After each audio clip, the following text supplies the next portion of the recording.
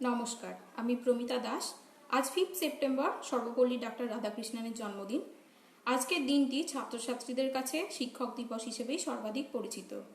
আমি আমার সকল শিক্ষক শিক্ষিকাদের বিনম্র শ্রদ্ধা এবং প্রণাম জানিয়ে আমার বক্তব্যটি সংক্ষেপে উপস্থাপন। বর্তমানে আমি ব্যাঙ্গালোরে বিএসসি নার্সিং সেকেন্ড ইয়ারের ছাত্রী। বর্তমানে পশ্চিমবঙ্গের শিক্ষা ব্যবস্থায় বহুলাংশে পরিপূর্ণ হলেও কিছু কিছু ত্রুটি বিচ্যুতি প্রকটভাবে পরিলক্ষিত হয়। যেমন পশ্চিমবঙ্গের শিক্ষা ব্যবস্থা শুধুমাত্র পাঠ্যপুস্তক নির্ভর, অর্থাৎ কিনা যে বিষয়ে শিক্ষাদান করা হচ্ছে সেটা বাংলা, ইতিহাস, ভূগোল, বিজ্ঞান যাই হোক না কেন, সেটা শুধুমাত্র পাঠ্যপুস্তক নির্ভর। পাঠ্যপুস্তকের বাইরে গিয়ে সেই বিষয় গভীরভাবে পর্যালোচনা করা হয় না।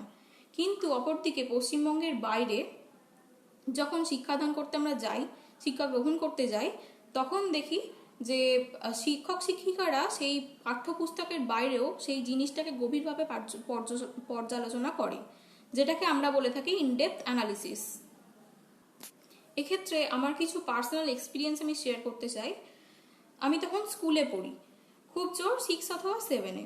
তখন আমাদের ইতিহাস পরীক্ষা ছিল এবং আমি একটি প্রশ্নের উত্তর আমাদের পাঠ্যপুস্তকের বাইরে থেকে লিখেছিলাম, মানে অন্য একটি বই থেকে, যেটা আমাদের স্কুলে ফলো করা হতো না। তো যখন পরীক্ষার খাতা বেরোলো, দেখা গেল যে আমার ওই সাবজেক্টে নাম্বারটা কম এসছে, কারণ ওই প্রশ্নের উত্তরটা আমার কেটে দেওয়া হয়েছে। আমি ম্যাডামকে জিজ্ঞাসা করলাম যে ম্যাডাম, এখানে আমার কি ভুল রয়েছে? তো ম্যাডাম বললেন যে তুমি যে তথ্যগুলো এখানে লিখেছো সেই তথ্যগুলো আমাদের বইতে নেই, আমরা যে বইটা পড়াই সেই বইতে নেই, তাই এটা কেটে দেওয়া হয়েছে। কিন্তু অপরদিকে আমি যখন এখন বাইরে পড়ি, তখন সেই জিনিসটা ওখানে কোনো ম্যাটার করে না যে তুমি কোন বই থেকে লিখেছো বা কোন জিনিস থেকে, কোথা থেকে লিখেছো, সোর্স অফ নলেজ, সেটা কিন্তু ম্যাটার করে না। আমাদের দেখা হয় যে তুমি যে তথ্যগুলো দিয়েছো সেটা সঠিক কিনা এবং তুমি কতটুকু তথ্য দিতে পেরেছো, তার ভিত্তিতেই কিন্তু মূল্যায়ন করা হয়। এছাড়াও আমি বলবো, ছাত্র শিক্ষকের মধ্যে যে বন্ধুত্বপূর্ণ আবহাওয়া, সেটা পশ্চিমবঙ্গের শিক্ষা ব্যবস্থায় কিন্তু অনুপস্থিত। এটা ছাত্রছাত্রীরা যখন পশ্চিমবঙ্গের বাইরে শিক্ষা গ্রহণ করতে যায় তখন সেটা বেশি ভালোভাবে উপলব্ধি করতে পারে। এখানকার ছাত্রছাত্রীরা খোলা মনে নিজেদের মত প্রকাশ করতে পারে না, কিন্তু অপরদিকে দেখা যায় পশ্চিমবঙ্গের বাইরে ছাত্র শিক্ষক একসাথে বসে একটি বিষয়ে পরস্পরের মত আদান প্রদান করতে পারে, যার জন্য শিক্ষা খুবই নন্দনীয় হয়ে ওঠে। শিক্ষা শুধুমাত্র বাড়তি বোঝা নয়, শিক্ষা ছাত্র জীবনের একটি অঙ্গ। শিক্ষা ছাড়া কোনো জাতি সামনের দিকে এগিয়ে যেতে পারে না। এবার কথায় আসি, যখন পশ্চিমবঙ্গের বাইরে ছাত্রছাত্রীরা শিক্ষা গ্রহণ করতে যায় তখন তাদের মধ্যে একটি ভাষাগত দুর্বলতা পরিলক্ষিত হয়, যার ফলে ছাত্রছাত্রীরা অনেক সময় মানসিকভাবে পিছিয়ে পড়ে এবং শিক্ষা গ্রহণও তাদের সম্পূর্ণ হয় না। এক্ষেত্রে বলে রাখি, যখন আমরা মাতৃভাষায় শিক্ষা গ্রহণ করি তখন সেই শিক্ষা আমাদের সমৃদ্ধ করে। কথায় আছে, মাতৃভাষা মাতৃদুগ্ধ সম। মাতৃভাষায় শিক্ষা লাভ করার জন্য আমরা খুব সহজেই শিক্ষক শিক্ষিকাদের কাছে আমরা মূল দুর্বলতার পয়েন্টটা তুলে ধরতে পারি এবং শিক্ষক শিক্ষিকারাও আমাদের সেটা ভালোভাবে বুঝিয়ে দিতে পারে এবং আমরা সেটা ভালোভাবে বুঝতেও পারি। কিন্তু পশ্চিমবঙ্গের বাইরে শিক্ষা ব্যবস্থা যেহেতু বিজাতীয় ভাষায়, সেহেতু শিক্ষক শিক্ষিকাদের কাছে আমাদের মূল দুর্বলতার পয়েন্টটা তুলে ধরতে অসুবিধা হয়, ভাষাগত দুর্বলতার জন্যই, এবং সেই ক্ষেত্রে আমরা সেই বিষয়ে সম্যক জ্ঞান লাভ করতে পারি না। এই ক্ষেত্রেও আমার কিছু পার্সোনাল এক্সপিরিয়েন্স রয়েছে। আমি যখন এখানে পড়াশোনা করতাম, আমার মাতৃভাষা যেহেতু বাংলা, আমি বাংলা মিডিয়ামে পড়েছি, স্যার ম্যাডামদের আমার প্রবলেমগুলো বোঝাতে খুব একটা সমস্যা হতো না এবং আমি খুব ভালোভাবে বোঝাতে পারতাম এবং তারাও আমাকে খুব ভালোভাবে বুঝিয়ে দিতে পারতো। কিন্তু আমি যখন বাইরে পড়তে যাই তখন আমি ইংলিশে খুব কাঁচা বলবো না, আমার ইংলিশ সাবজেক্টটা ভালো লাগে, কিন্তু ইংলিশে ইন্টারাকশন করার সেই অভিজ্ঞতা তো আমার নেই। কথাতেই আছে যে প্র্যাকটিস মেক্স ইউ পারফেক্ট। তো এই জিনিসটা যেহেতু নেই, তো আমি মাঝে মাঝেই পিছিয়ে পড়তাম যে এই জিনিসটাকে ম্যাডামকে জিজ্ঞাসা করব নাকি করব না, এই জিনিসটা আমার মনের মধ্যে রইতো। ফলে সেই জিনিসগুলোতে আমার জ্ঞানটা পরিপূর্ণ হতো না। সুতরাং পরিশেষে আমি এটুকুই বলতে পারি, প্রকৃত শিক্ষালাভ তখনই সম্ভব যতক্ষণ না শিক্ষাকে আমরা আত্মীকরণ করে নিজেদের মত প্রকাশের বাহন করে তুলতে পারছি। যদি শিক্ষাকে আমরা বাড়তি বোঝা মনে করে বহন করে তুলতে, পরিশেষে আমি এটুকুই বলতে চাই, প্রকৃত শিক্ষালাভ তখনই সম্ভব যতক্ষণ না আমরা শিক্ষাকে আত্মীকরণ করে নিজেদের মত প্রকাশের বাহন করে তুলতে পারছি। শিক্ষাকে বাড়তি বোঝা মনে করে যদি বহন করে চলতে হয়, তাহলে খুব সহজেই আমরা শিক্ষা লাভের মূল আঙিনা থেকে বিচ্যুত হয়ে যাই, সেখানে শিক্ষা লাভ অসম্পূর্ণ থেকে যায়। তো আমার এইটাই মত যে শিক্ষা লাভের সর্বাঙ্গীন সার্থকতা যদি পেতে হয়, তাহলে আমাদের ভাষাগত দুর্বলতাকে কাটিয়ে উঠতে হবে, পারস্পরিক বোঝাপড়া থাকতে হবে, সর্বোপরি শিক্ষাকে আমাদের মত প্রকাশের মাধ্যম করে তুলতে হবে, যাতে শিক্ষা লাভের সর্বাঙ্গীন প্রয়াস সার্থক হয়। আমি আমার বক্তব্য আজ এখানেই শেষ করলাম। ধন্যবাদ।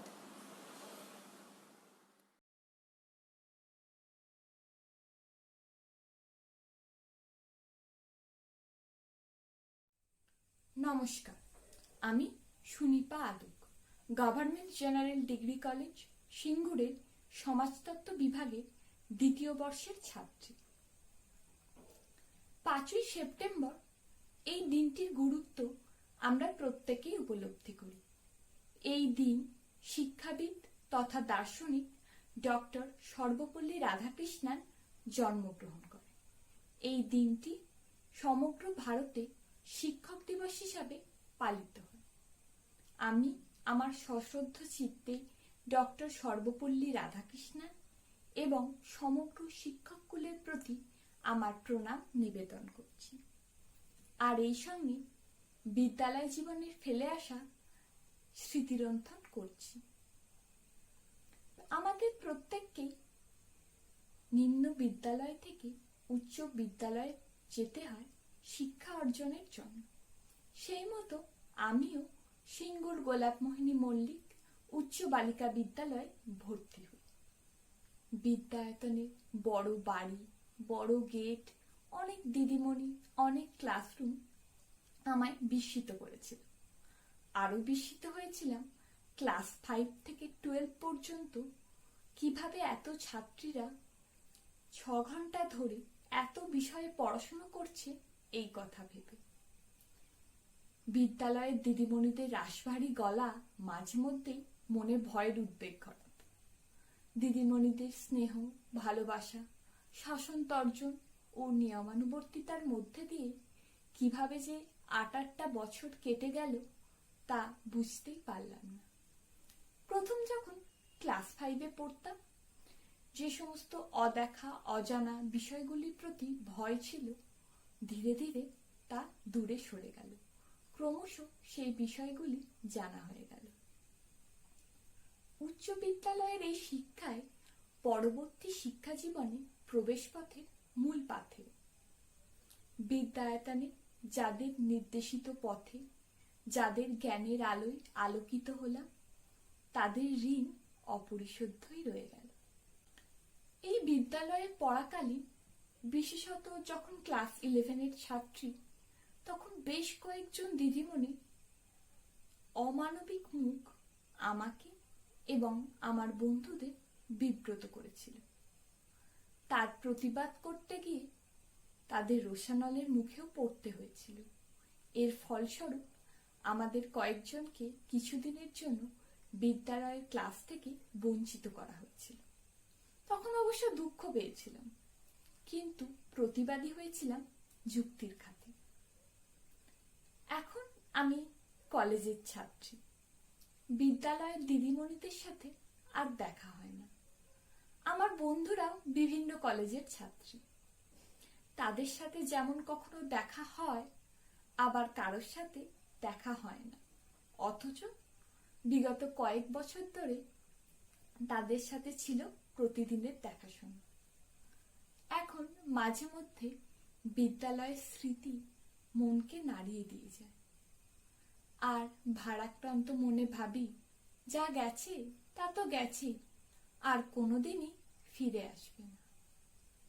নমস্কার।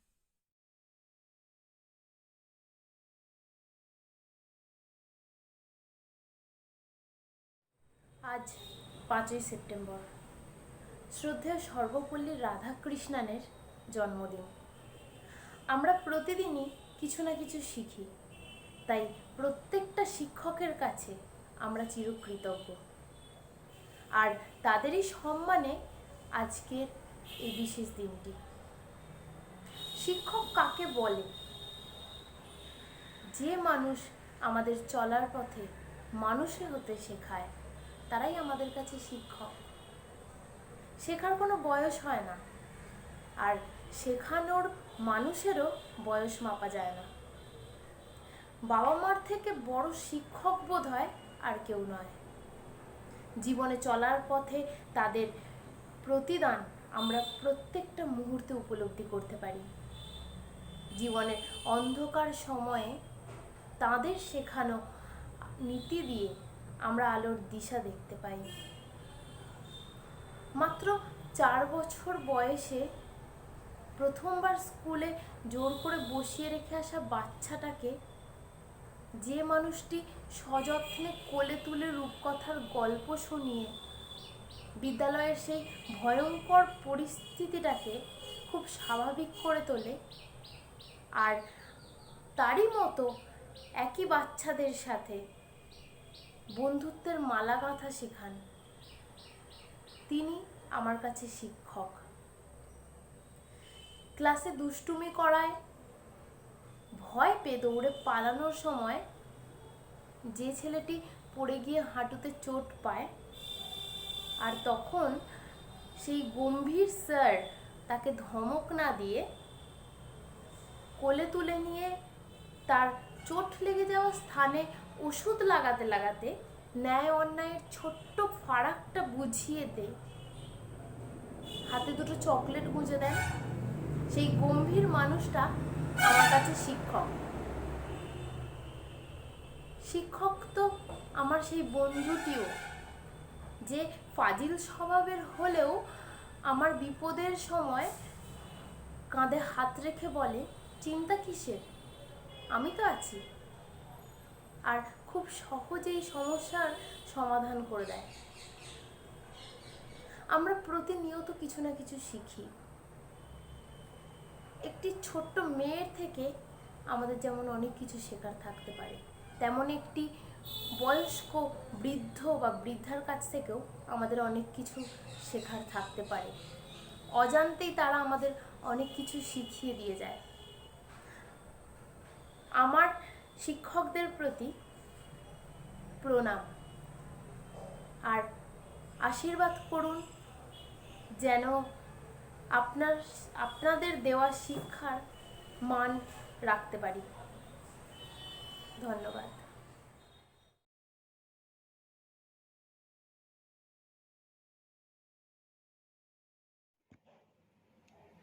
নমস্কার, আমি শ্রীপর্ণা চ্যাটার্জি। সামাজিক সচেতনতামূলক এরকম একটি বিষয়ে অংশগ্রহণ করতে পেরে আমি ভীষণ আপ্লুত। আমার বিষয় শিশুশ্রম শিক্ষা ব্যবস্থার একটি কালিমালিপ্ত অধ্যায়। সত্যি শিশুশ্রম আমাদের সমাজের তথা শিক্ষা ব্যবস্থার একটি কালিমালিপ্ত অধ্যায় এবং একটি বোঝা স্বরূপ, এবং অবশ্যই সমাজের অভিশাপের একটি দৃষ্টান্ত রেখে যায়।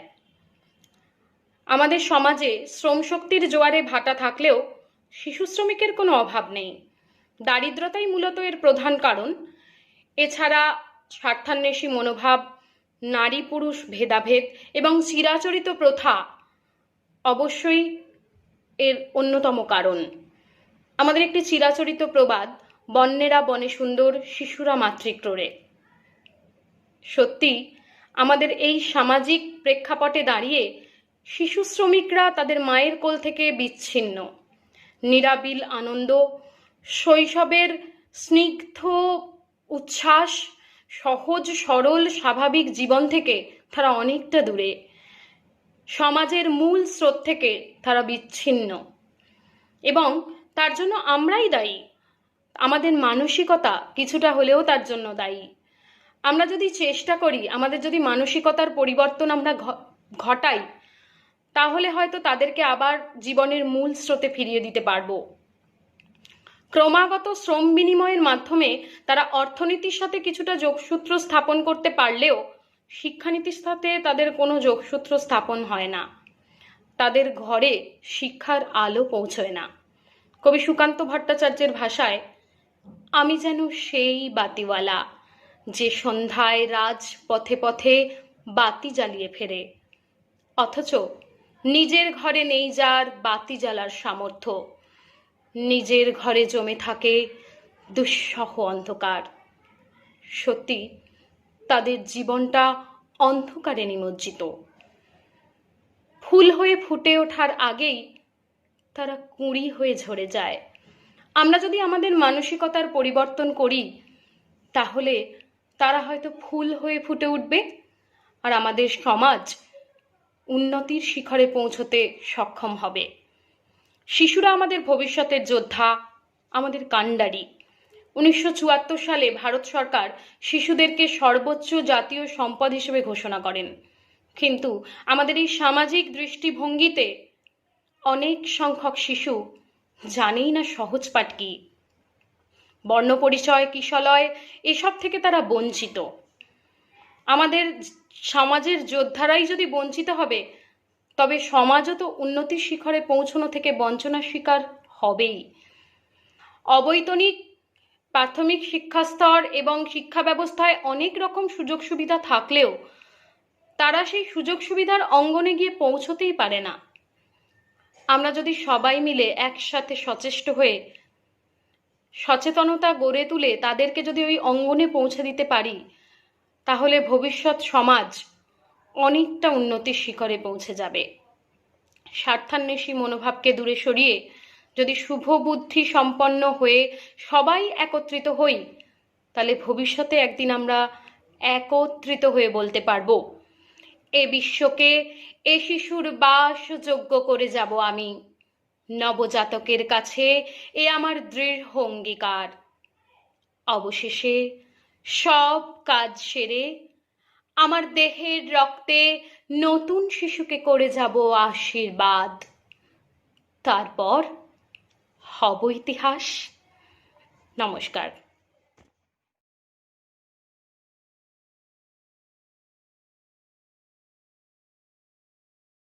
বর্তমান শিক্ষা ব্যবস্থায় পাঠরিত কিছু শিক্ষার্থী আজকের দিনে আমরা সমবেত হয়েছি এই শিক্ষা ব্যবস্থার কিছু আঙ্গিক তুলে ধরতে এবং বর্তমান দিনের শিক্ষা পদ্ধতি সেটি হলো ডিজিটাল এডুকেশন সিস্টেম। এই সিস্টেমের সাথে বিভিন্ন দিকে নিয়ে আমরা আলোচনা করব এবং তারই একটি নাট্যরূপকে তুলে ধরা হলো। অনলাইন শিক্ষার সর্বাধিক সুবিধা হলো অর্থনীতিতে। 2019 সালে মার্কিন প্রশিক্ষণ ব্যয় ছিল 83 বিলিয়ন, যার মধ্যে ট্রেনিং বাবদ খরচা হয় 29.6 মিলিয়ন, যা প্রশিক্ষণ সুবিধা এবং অভ্যন্তরীণ প্রশিক্ষণ উন্নয়ন এবং সরঞ্জামগুলিতে ব্যয় হয়েছিল। অপরদিকে অনলাইন শিক্ষা এই সমস্ত জিনিসের সাথে যুক্ত হওয়ার অর্থে সাশ্রয় হয়। তুই এমন বলছিস, এমনও অনেক ছাত্রছাত্রী আছে যাদের যেখানে গ্রামাঞ্চলে 24 ঘন্টা ইলেকট্রিসিটিই পাওয়া যায় না, সেখানে তো সবসময় ওয়াইফাই কানেকশন, ফাস্ট নেটওয়ার্ক, সেগুলো তো অনেক দূরের আশা। আমার অন্তত মনে হয় অনলাইন শিক্ষা যে আগেকার ক্লাসরুমের শিক্ষার যে পরিপূরক, সেটা আমার অন্তত মনে হয় না। কিন্তু অনলাইন শিক্ষা বর্ধিত সময় এবং নমনীয়তা আনে, যা ক্লাসরুম শিক্ষার ক্ষেত্রে সম্ভব না। ক্লাসরুম শিক্ষার ক্ষেত্রে আমরা শিক্ষার্থীরা শিক্ষার নিমিত্ত ব্যয় করার জন্য মাত্র 1% সময় পাই, কিন্তু অনলাইন শিক্ষার ফলে আমরা একটি ব্যক্তিগত সময়ে জিনিসটি ভালো করে বুঝতে পারি এবং আমাদের যাতায়াতের সময় এবং খরচারও সাশ্রয় হয়, যা আমাদের কাছে সর্বোপযুক্ত। তাই আমার মতে অনলাইন শিক্ষা অত্যাধিক গুরুত্বপূর্ণ। ঠিক, কিন্তু আমরা তো শহরে থাকি, আমাদের এখানে নেটওয়ার্কেরও কোনো অসুবিধা নেই, বা তোর মোবাইল ফোনও আছে আমাদের কাছে। তবে এমনও অনেক আমার বন্ধুরা আছে যাদের কাছে মোবাইল ফোন নেই, অ্যান্ড্রয়েড ফোন নেই। তারা কি করে বল? তাদের পক্ষে কিন্তু খুবই অসুবিধাজনক পড়াশোনা করা অনলাইনে। অনলাইনে আমরা নিজস্ব রুচি এবং নিজস্ব গতিতে শিখতে পারি, যার ফলে আমরা অনেক তথ্যের সঞ্চয় করতে পারি। প্রয়োজন অনুযায়ী আমরা নির্দিষ্ট বিষয়কে বারে বারে ধীরে ধীরে অভ্যাস করতে পারি। পরিসংখ্যান থেকে দেখা গেছে যে অনলাইন শেখার ফলে শিক্ষার সামগ্রী ধারণের হার 25 থেকে 60% বৃদ্ধি পেয়েছে, যা এই শিক্ষার সবথেকে বড় সাফল্য। তবে এই কদিন আগে আমি খবরের কাগজে দেখলাম কত গরিব কৃষক তাদের জমি বিক্রি করে দিচ্ছে বাচ্চাদের মোবাইল ফোন কিনে দেওয়ার জন্য, যাতে তারা একটু হলেও পড়াশোনার সাথে অ্যাটাচ থাকতে পারে। তাহলে এইসব খবরগুলো দেখলে সত্যিই কষ্ট হয় খুব। রাজস্ব বৃদ্ধিতে অনলাইন শিক্ষা সহায়তা করে। খবরের কাগজে দেখলাম প্রশিক্ষণ কর্মচারীর অধীন সংস্থাগুলি প্রতি কর্মচারীর জন্য শিক্ষার খাতে ব্যয় করেছিল 218% এবং লাভের সীমা ছিল 24%। এই শিক্ষার ফলে বহু কর্মচারীগণ তাদের নতুন অর্জিত এবং দক্ষতাকে তাদের অনুশীলনে কাজে লাগাতে সফলভাবে সক্ষম হয়েছে। কিন্তু অনলাইনে থিওরি ক্লাস নেওয়া যতটা সহজ, প্র্যাকটিক্যাল ক্লাস নেওয়া আমার পক্ষেও মনে হয় না যে খুব একটা সহজ বলে। তাই তবে বিজ্ঞান বিভাগের ছাত্রছাত্রীদের কিন্তু অনলাইন ক্লাসের যেমন গুরুত্ব আছে তেমন প্র্যাকটিক্যালেরও গুরুত্ব আছে। তো এই প্র্যাকটিক্যাল ক্লাসগুলো অনলাইনে কিভাবে করা যাবে বল? তাতে করে কিন্তু বিজ্ঞান বিভাগের ছাত্রছাত্রীদের খুবই অসুবিধা হচ্ছে জিনিসগুলো বুঝতে। আজকের বিশ্বে তথ্য এবং জ্ঞান দ্রুত পরিবর্তন হয় এবং এই পরিবর্তন বজায় রাখার একমাত্র উপায় হলো উপাদানটি পুনরায় মুদ্রণ, যা ব্যয়বহুল হয়ে ওঠে। কিন্তু অনলাইন শিক্ষায় আমরা যদি কোর্স আপডেট করে নিই তাহলে সেটি সহজেই পরিবর্তন।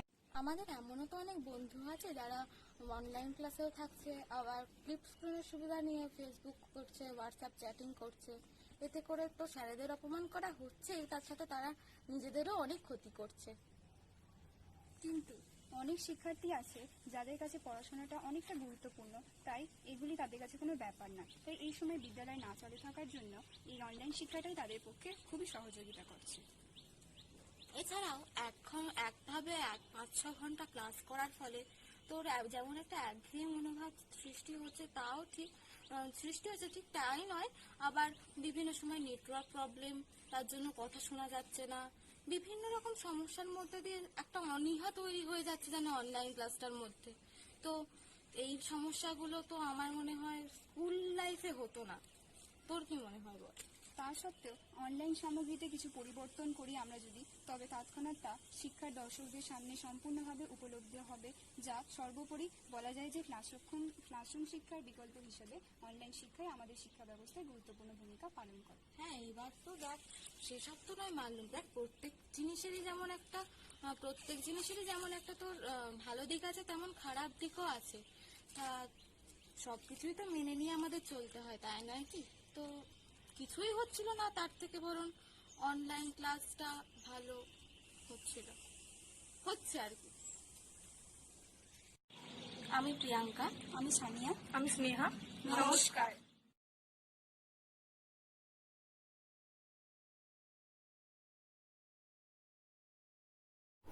Point number 3, grow your social network.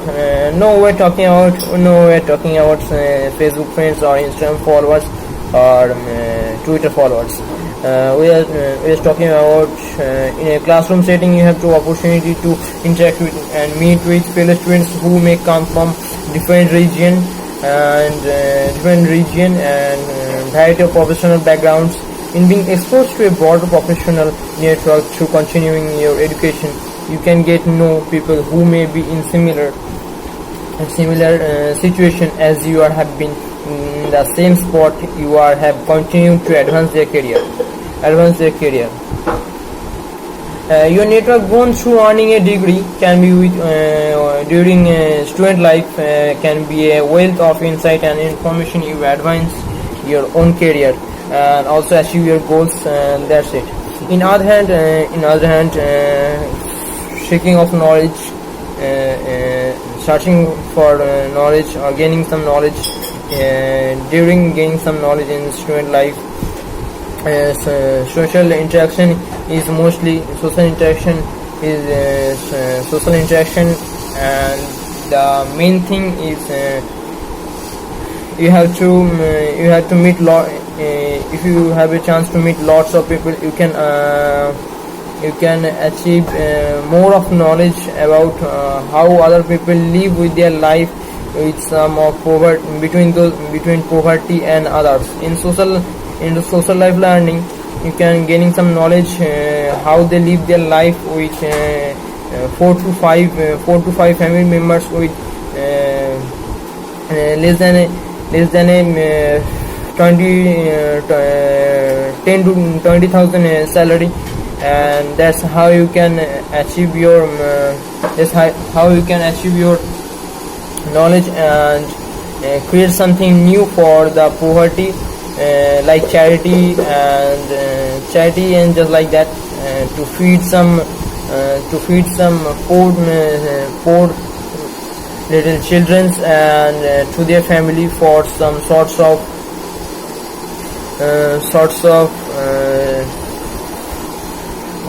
like ministry system like they are always do.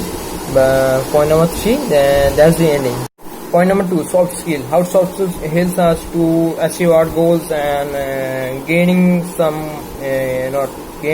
seeking some knowledges.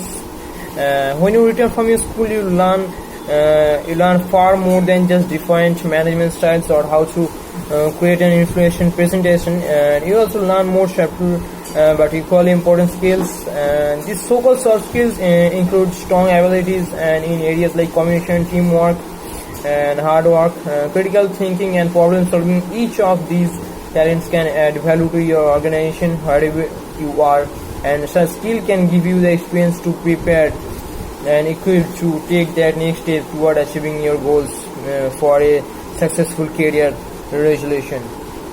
In other hands, in seeking of knowledge,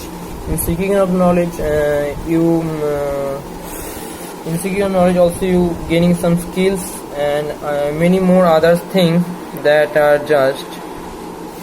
In other hand, seeking for knowledge in student life, you have always met up to those skills, you always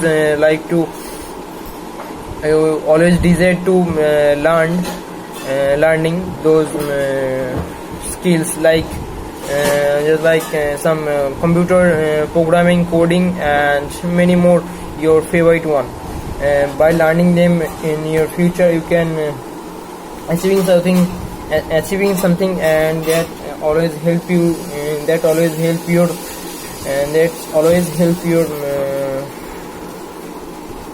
curiosity to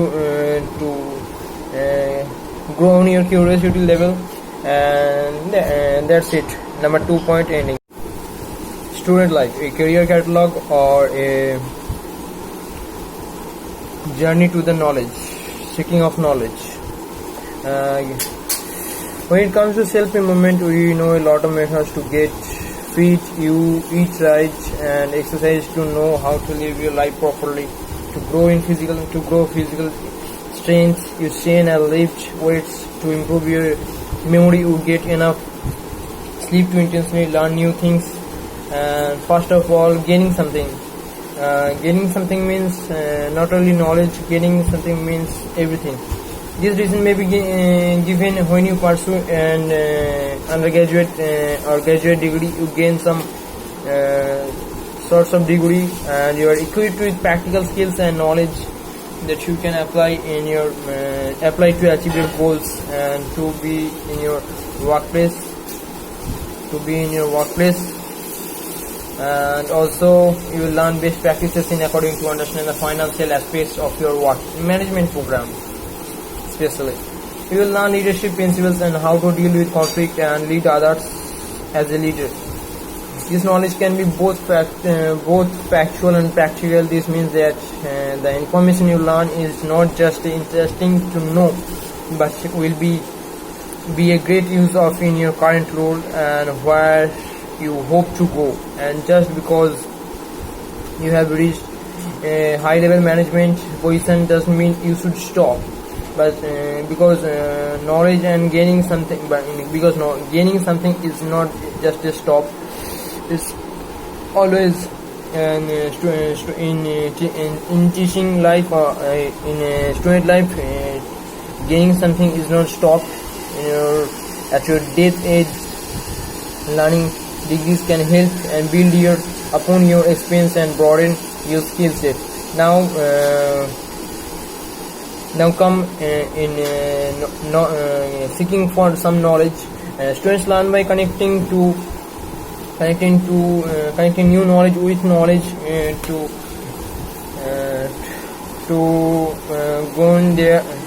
growing their concept level and other concepts that they already know, most effectively in active social classrooms where they negotiate understanding through interaction and varied approaches. Instructors can help students learn to build conceptual frameworks, projects, and many more things that are deeply interconnected and transferable and rooted in a solid memory and skills foundation.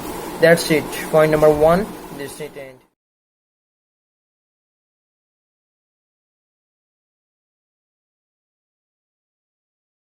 Myself Pragna and I am a student of sociology from Government General Degree College Shingur, and my discussion topic is student life, a career catalog or a knowledge seeking journey.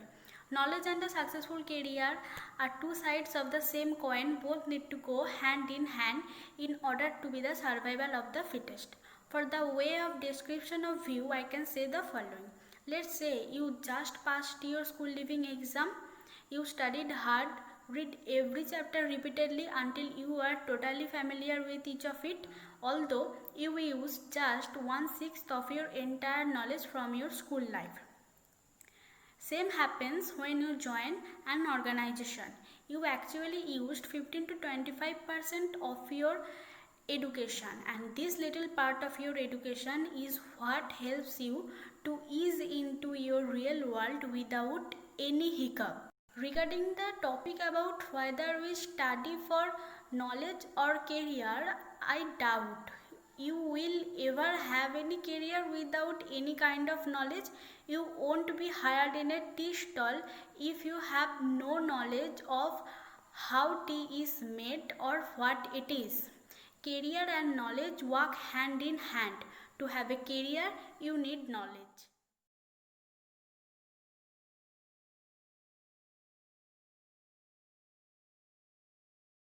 We need to be educated to survive in this high technological society. We are like blank sheets which need to fill with knowledge, and it's only possible by educating the people of the country. I want everyone to know the importance of education. What are these?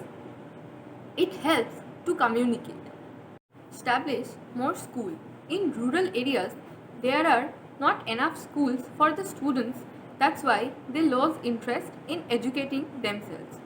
There must be a practice of going school among the students. Only if government takes an initiative to establish affordable schools which are pocket friendly, then the problem can be solved. Infrastructure. There is a lack of proper infrastructures in schools. Schools in villages do not have adequate number of well-trained teachers. Also, the teacher-student ratio is not balanced, which makes it harder to pay attention to every student. Schools in urban areas is adapting technology as a method of teaching, while the rural schools are still following the traditional way. Awareness of parents. It is also a reason that parents are not educated enough to give importance to the fact that education is necessary, so we need to make them aware of the fact. Free education. The Right to Education Act passed by the Parliament in 2009 has ensured that children between the ages of 6 to 14 should receive free and compulsory education. As a result of this act, there have been some improvements in the number of children within this age group getting education. But we need to think about the children who don't fall within this age group. Without education, children below the age 6 could fall into the clutches of child labor. Once they fall in, it's immensely difficult to get them out. That's why NGOs are already making efforts to provide necessary education to younger children. Flexible schedules. Despite the availability of free education, many children are still fail to attend schools. Most of the time, it's because they need to work or help out their families during the day. Here, flexible class timings like the ones offered by the Pratham Shiksha organization run by the Sumiti Mittal could make a huge difference. This type of schedule provides underprivileged children the freedom to earn their livelihood during the day and then get an education in their free time. It helps to communicate, remove poverty, develops commerce and trade, maintain law and order, prevents war and terrorism, It also helps for women empowerment and upliftment of economically weaker section of society. And more than that, it also encourages innovation and creativity, create better human beings, and last but not the least, it helps to create a better world. Now, I'll be discussing about problems they face. In a country like India, instead of having many government schemes, the literacy rate is comparatively low, and one of the main factors is less availability of schools and less facilities. Other than this, there are more reasons causing low literacy. Those people, mainly in the rural areas, face problems such as they are unknown to the importance of study, less knowledge of education, not having parental support, women are mostly illiterate, face poverty, have less scopes, less communications, and they got tangled in child labor, children marriage, and illegal works like human and organ trafficking. There are several remedies to solve problems. From all these issues I mentioned, we can understood how poisonous literacy is for development of any country or for India as well. It can cause other big problems like unemployment, population burst, etc. If we only cooperatively makes effort to take some measures for preventing it, we can fix serious issues like this. Some remedy. Lastly, I can say that I know it's difficult to improve the situation so easily, but it's not impossible. It will take years, but if we can make this happen, the society will be filled with the light of knowledge. Hope to see your cooperation in making India a better country. Thank you. Hello everyone, it's Ananya Shaha, a student of law. Today, in the occasion of Teachers' Day, I would like to thank all my teachers who helped me and is helping me growing up as a decent human being. So, as we all know, teachers play a crucial role in our life for being educated. As we know, education is the key to success, but in a country like India, does everyone get the opportunity to study? Sometimes it's yes, but if we do survey, it's nothing but an extra pressure for the people who are poor and in below poverty line. I would like to help those people verbally who are struggling day by day. Now, what is the importance of education? Someone said, a man without education is like a building without foundation. Education is an important aspect that plays a huge role in this modern world.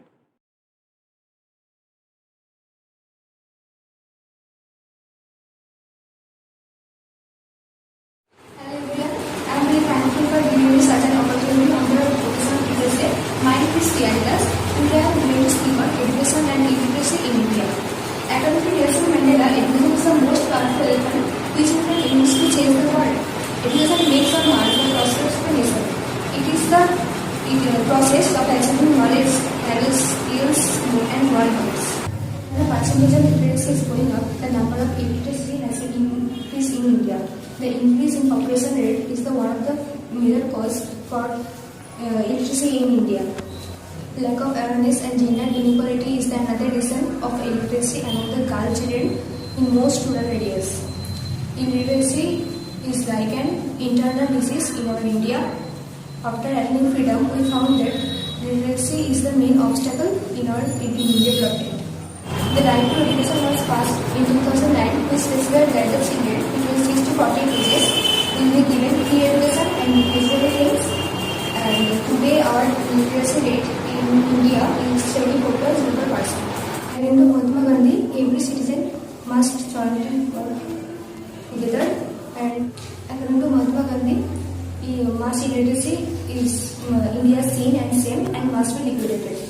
In order to uproot illiteracy in India, every citizen must jointly work together with a single motto, each one, teach one.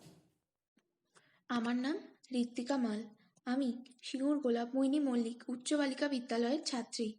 আমি আজ পরীক্ষায় কিভাবে আরও ভালো প্রস্তুতি নেওয়া যায় সেই বিষয় সম্বন্ধে জানাবো। সর্বদা বিভিন্ন ক্রিয়াকলাপ থাকে যা পৃথকভাবে করা যায় বা কারো অভিজ্ঞতা বাড়াতে একত্রিত করা যায়। এর সাথে ব্যবহারিক সহায়িকা হিসাবে পরিবেশনার জন্য বর্ণিত কয়েকটি নির্দেশিকা রয়েছে। শিক্ষার্থীর পড়াশোনার জন্য পর্যাপ্ত সময় দেওয়া প্রয়োজন, যেন শেষ মুহূর্তের জন্য কিছু ছেড়ে যেতে না হয়। তাই শিক্ষার্থীর পড়াশোনার মতো করে একটি অধ্যয়নের সময়সূচি তৈরি করতে হবে। শিক্ষার্থীকে কতগুলি পরীক্ষা আছে, কতগুলি পৃষ্ঠা শিখতে হবে এবং যে দিনগুলি চলে গেছে তা লিখে সেই অনুযায়ী শিক্ষার্থীর অধ্যয়নের অভ্যাসটি সংগঠিত করতে হবে। শিক্ষার্থীর অধ্যয়নের স্থানটি সংগঠিত হয়েছে তা নিশ্চিত করা উচিত। শিক্ষার্থীর অধ্যয়নের ঘরটি যেন পর্যাপ্ত পরিমাণে উজ্জ্বল হয় সে বিষয়ে বিশেষ পর্যবেক্ষণ করা দরকার। অধ্যয়নের সময় শিক্ষার্থীকে বিভ্রান্ত করতে পারে এমন বিষয়গুলি থেকে দূরে থাকতে হবে, যাতে অধ্যয়নের সময় কোনো বিভ্রান্তির সৃষ্টি না হয়। শিক্ষার্থী অধ্যয়নের জায়গাতে স্বাচ্ছন্দ্যবোধ করছে কিনা এবং সে ফোকাস করতে পারছে কিনা তা নিশ্চিত করতে হবে। কিছু ব্যক্তির ক্ষেত্রে এর অর্থ সম্পূর্ণ নীরবতা থাকতে পারে। শিক্ষার্থীর অধ্যয়নের স্থানটি বন্ধুত্বপূর্ণ হওয়া উচিত, যাতে সে সম্পূর্ণ মনোবিকাশ করতে পারে।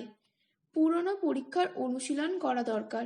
পরীক্ষার প্রস্তুতির অন্যতম সহায়ক কার্যকর উপায় হল পূর্ববর্তী পরীক্ষাগুলির পুরনো সংস্করণ নিয়ে অনুশীলন। এছাড়াও একটি পুরনো পরীক্ষা শিক্ষার্থীকে প্রশ্নগুলির বিন্যাস এবং গঠনের ক্ষেত্রে সহায়তা করবে এবং প্রশ্ন সংক্রান্ত প্রত্যাশা করতে সাহায্য করবে।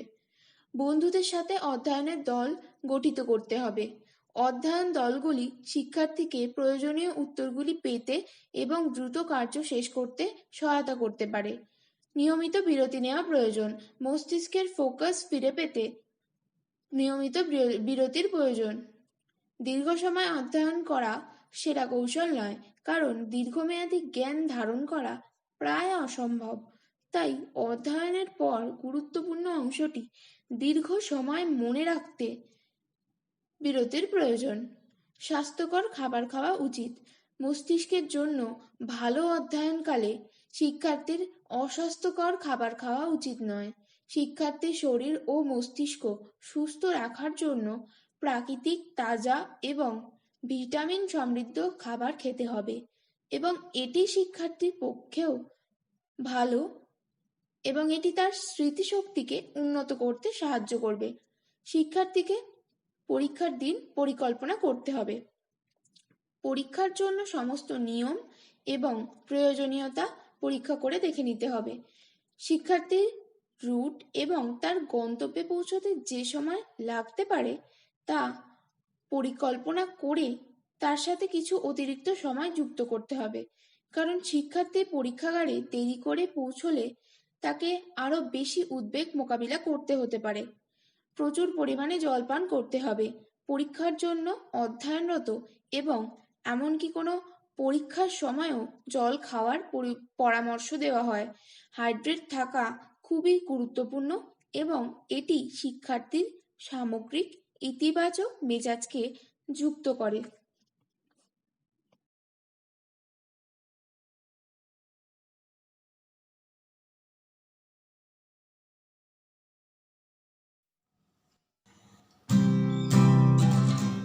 सारी उम्र हम मर मर के जी, एक पल तो अब हमें जीने दो, जीने दो।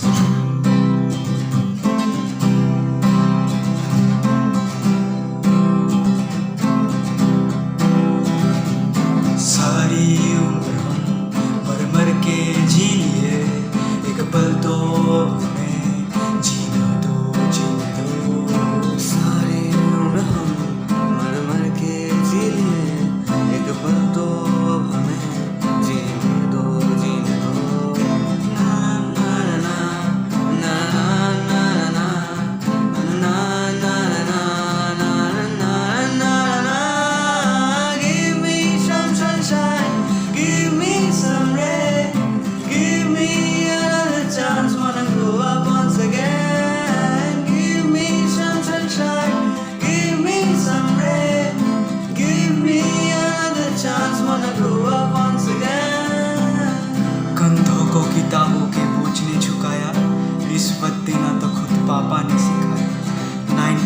90% मार्क्स लाओगे तो घड़ी वरना छड़ी लिख लिख कर पड़ा हथेली पर अल्फा बीटा गामा का छाला कॉन्सेंट्रेटेड ईच टू एसोफोन ने पूरा बचपन चला डाला बचपन तो गया जवानी भी गई एक पल तो अब हमें जीने दो बचपन तो गया जवानी भी गई एक पल तो अब हमें जीने दो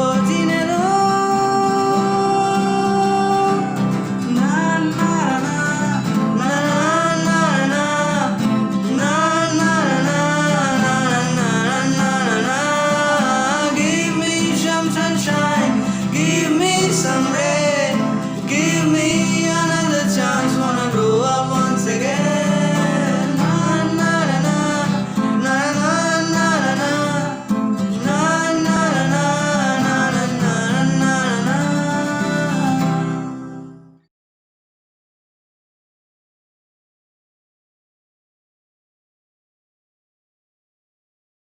আমি পূর্বা সিঙ্গুর গোলাপমোহিনী মল্লিক গার্লস হাই স্কুলের আমি একজন ছাত্রী।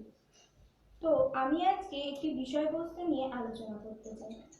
এটা বিষয়বস্তু বলবো না, এটা অনেকের কাছেই একটি অনেক বড় প্রশ্ন যে স্টুডেন্ট লাইফের সব থেকে বড় উদ্দেশ্য হওয়া উচিত জ্ঞান অর্জন করা, নাকি তাদের উদ্দেশ্য হওয়া উচিত ভবিষ্যতের জন্য কিছু করা, অর্থাৎ ভবিষ্যতের জন্যই জ্ঞান অর্জন করা। এটা আমার কাছেও একটি অনেক বড় প্রশ্ন, কিন্তু আমার দৃষ্টিভঙ্গি থেকে আমার যেটা মনে হয়ে থাকে আমি সেটাই বলছি। আমরা দেখেছি ছাত্র জীবনকে অতিবাহিত করার সময় আমরা এমন অনেক জ্ঞান অর্জন করে থাকি যেগুলো পারে আমাদেরকে উন্নত ব্যক্তিতে পরিণত করতে। আবার আমরা এমন অনেক জ্ঞান অর্জন করে থাকি ছাত্র জীবনে যেগুলো আমাদের ভবিষ্যৎ জীবনকে উন্নত করতে পারে। তাই আমাদের একটি অত্যন্ত বড় লক্ষ্য হওয়া উচিত জ্ঞান অর্জন করা। এবার যদি আমরা কেরিয়ারের ব্যাপারে আসি, কেরিয়ার ডক্টর কিংবা টিচার এই সমস্ত পেশাগুলোর ক্ষেত্রে দেখা যায় যে আমাদের জ্ঞান একটি নির্দিষ্ট বিষয়বস্তুর মধ্যে সীমাবদ্ধ থাকে। এই সমস্ত জায়গায় গিয়ে আমরা কেরিয়ার আর নলেজ দুটোকে পাশাপাশি রাখতে পারি না। এই সমস্ত কথা মাথায় রেখেই আমাদের ছাত্র জীবনকে কাটাতে হয়, কারণ প্রত্যেকটা ছাত্রের আলাদা আলাদা লক্ষ্য থাকে, তারা তাদের সেই লক্ষ্য অনুযায়ী এগোতে থাকে। কেউ যদি ডক্টর হতে চায় তাহলে তাকে হিউম্যান বডি সম্পর্কে জানতে হয়, আবার কেউ যদি টিচার হতে চায় তাহলে সে যে বিষয়ের টিচার হতে চায় তাকে সেই বিষয় সম্পর্কেই জানতে হয়। তো আমার মতে আমাদের সব রকম জ্ঞান অর্জন করা উচিত। শুধুমাত্র ভবিষ্যতে কোন পেশাটিকে আমরা বেছে নেব সেটার জন্য জ্ঞান অর্জন করা উচিত নয়, কারণ আমাদের জীবনে কখন কোন জ্ঞানটি কাজে লেগে যেতে পারে সেটা কেউ বলে দিতে পারে না। তাই আমাদের সকলকে সমস্ত রকম জ্ঞানকে নিজের সাথে করে নিয়ে চলা উচিত। আমাদের জীবনে যেগুলো কাজে লাগে সেগুলোই তো জ্ঞান। আবার একটা কথা আমি বলি যে শুধুমাত্র জ্ঞান অর্জন করলাম নিজের জন্য এবং নিজের ভবিষ্যতের জন্য, এতেই কি নিজের জ্ঞানের পুরো অর্থ অর্থাৎ জ্ঞান পুরো হয়ে গেল? মানে আমি বলতে চাইছি আপনার জ্ঞানের সমস্ত উদ্দেশ্য কি পরিপূর্ণ হলো? না, হলো না। কারণ মানুষের উদ্দেশ্য এটা হয় না যে সে শুধু নিজের জন্য জ্ঞান অর্জন করবে এবং নিজের ভবিষ্যতের কথাই ভাববে। জ্ঞানের প্রকৃত উদ্দেশ্য হলো অন্যের জন্য কিছু করা, অর্থাৎ নিজের জ্ঞানের আলোয় অন্যকে আলোকিত করা। তাই শেষে আমি এটুকুই বলতে চাই, কেরিয়ার এবং নলেজ এই দুটোকেই যদি আমরা পাশাপাশি নিয়ে চলতে পারি সেটাই সব থেকে ভালো। ধন্যবাদ।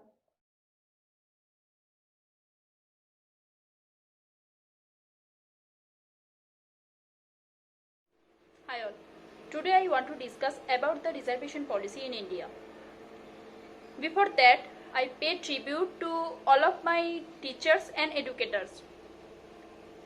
Now I start my point. Reservation policy is a very controversial topic. Reservation policy, it is when it is firstly started, then it is only for the 10 years. Then politicians extend the reservation.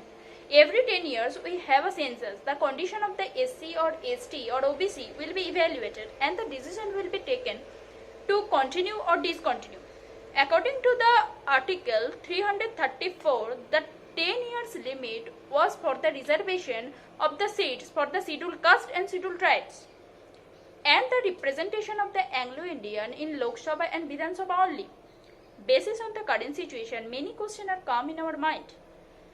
First, if there is a need of reservation, then what should be the basis of reservation? Second, do we have the problem where the caste-based reservation is needed? Do we have any reservation which is completely based on the economic condition of the people? According to the government data, 94% job come under the unorganized sector. There has no reservation.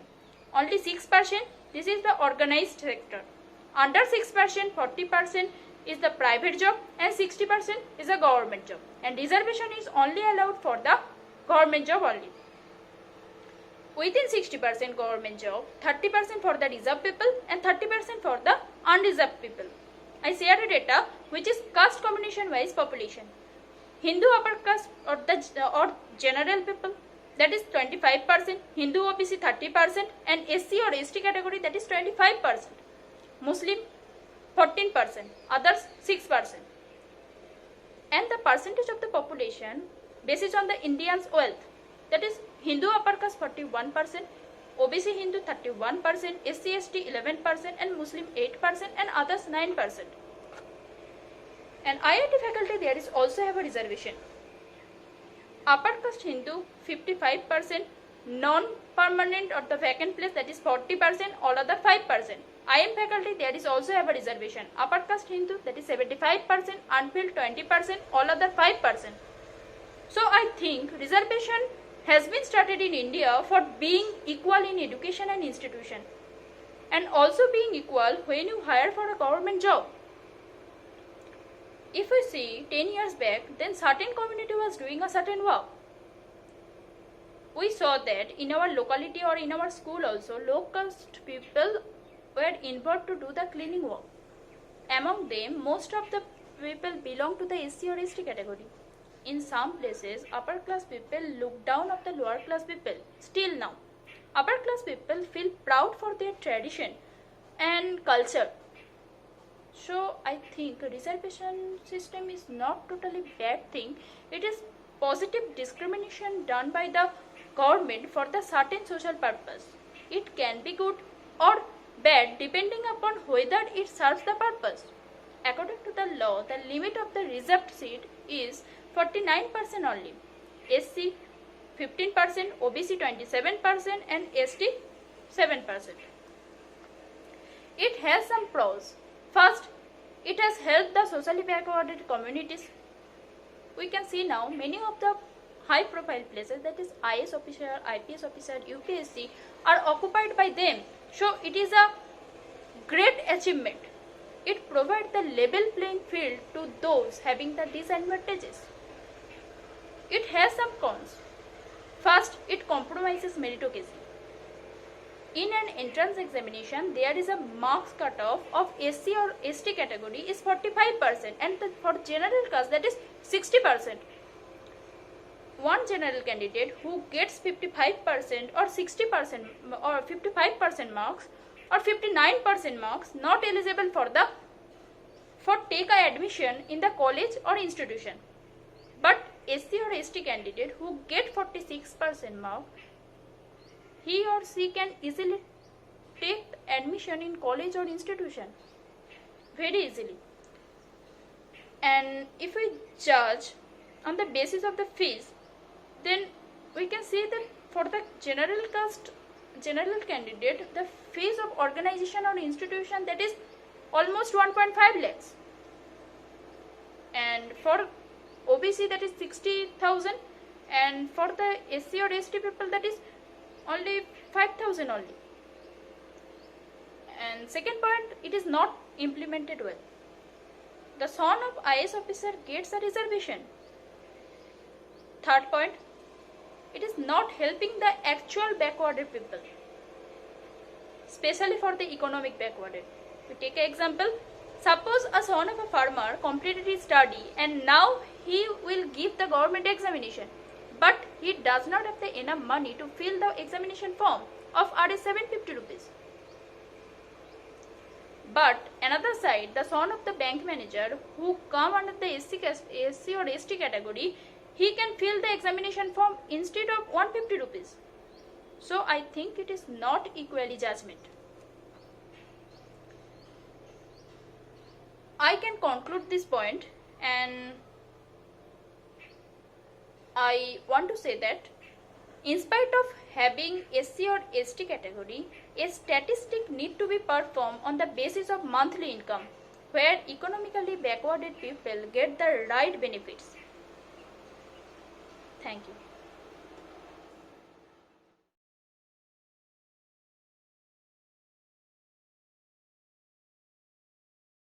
Myself, Roshni Kumari Goli. Myself, Mayurima Barui. We are here to discuss about education. Nowadays, where coronavirus become the major pandemic, it deteriorates our economy, our education, and many more things. She is right. Now, we are going to talk about the education of rural children who wants to educate themselves in English medium school. So now, everything has its own good and a bad effect. So, in other words, we can say its disadvantage and advantage of something. Many other things, wanting to be educated in English medium schools by staying in rural areas is still quite tough, even today also. So let's first discuss about its disadvantages. And most important disadvantage is the distance between the home and the school. So, mostly honored and best English medium school are found in urban areas. So, the distance between the rural and the urban areas is very much. So, students have to travel much more distance from the home to the school. Now many can say school buses are available, but there are still many rural areas where school buses cannot arrive, and for this students have to travel too much and they struggle too much for their better education.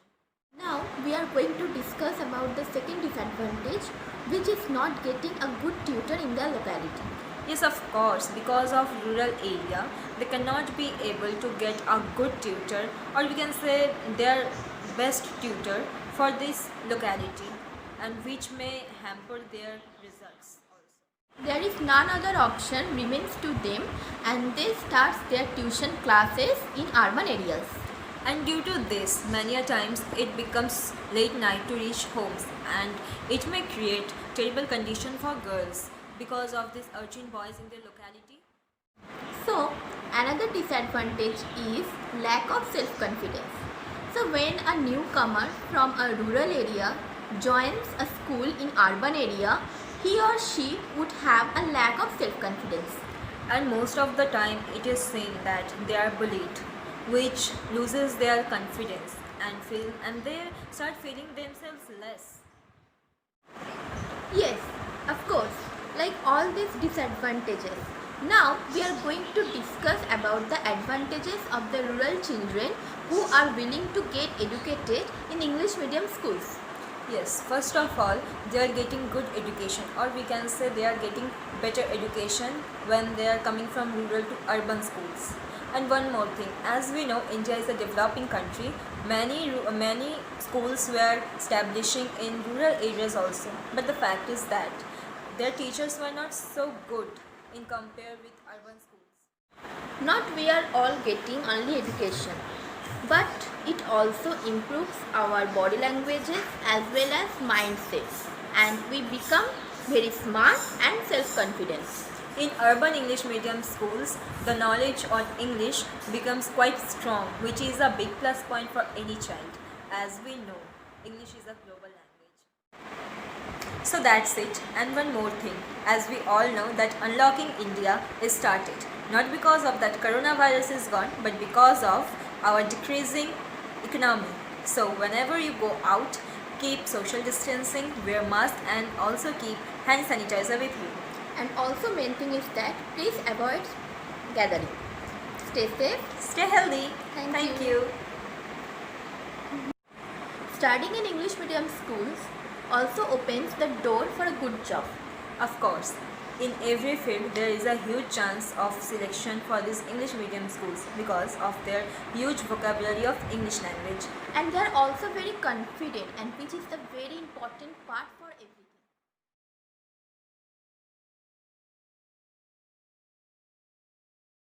আমি শ্রেয়া চক্রবর্তী। আমি Singur গোলামরি Mallick girls high স্কুলের একজন ছাত্রী। আমি একটি বিষয় নিয়ে আলোচনা করছি। বিষয়টি হলো কেরিয়ার না নলেজ, কোনটি বেশি গুরুত্বপূর্ণ মানুষের জীবনে। আমার মত মানুষের জীবনে কেরিয়ার এবং নলেজ একে অপরের পরিপূরক। মানুষের জীবনে কেরিয়ার এবং নলেজ খুবই গুরুত্বপূর্ণ, অর্থাৎ একটি ছাড়া অপরটির যৌন সেই। আমি একটি উদাহরণ দিচ্ছি। কোনো ছাত্রছাত্রী পদাধিকারে সুপরামর্শে কম নম্বর পেয়ে মেধা তালিকায় ডাক্তারিতে চান্স পায়, সমাজে প্রতিষ্ঠিত হয়, কিন্তু তার জ্ঞান অসম্পূর্ণ থাকা সত্ত্বেও তারা রোগীর চিকিৎসা করে এবং রোগীর জীবনকে সংকটজনক করে তোলে। আমরা খবরের চ্যানেলে এবং কাগজে প্রায়শই দেখতে পাই। অন্যদিকে যাদের জ্ঞান আছে তারা সেখানে চান্স পায় না, সমাজে তারা সাফল্যও লাভ করে না। অন্যদিকে কোনো ব্যক্তির যোগ্যতা থাকা সত্ত্বেও সে যখন উচ্চপদস্থ জায়গায় নিযুক্ত হয় তখন সে মন দিয়ে কাজটা করে এবং সেই কাজটিকে সম্পূর্ণ করে। তাদের মনে কোনো অহংকার থাকে না। কিন্তু যে অযোগ্য ব্যক্তি, যার কোনো জ্ঞান নেই, সে যখন উচ্চপদস্থ জায়গায় নিযুক্ত হয় তখন সে নিজেকে মহান মনে করে, সে ব্যাপারটাকে জটিল করে তোলে।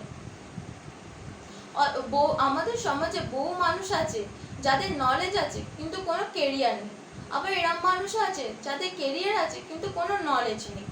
তাই আমি বলবো কেরিয়ার ও নলেজকে সমানভাবে গুরুত্ব দেওয়া উচিত, কারণ কেরিয়ার না হলে আমাদের জীবনে উন্নতি হবে না এবং নলেজ না থাকলে আমাদের কেরিয়ার উন্নতি করা সম্ভব নয়।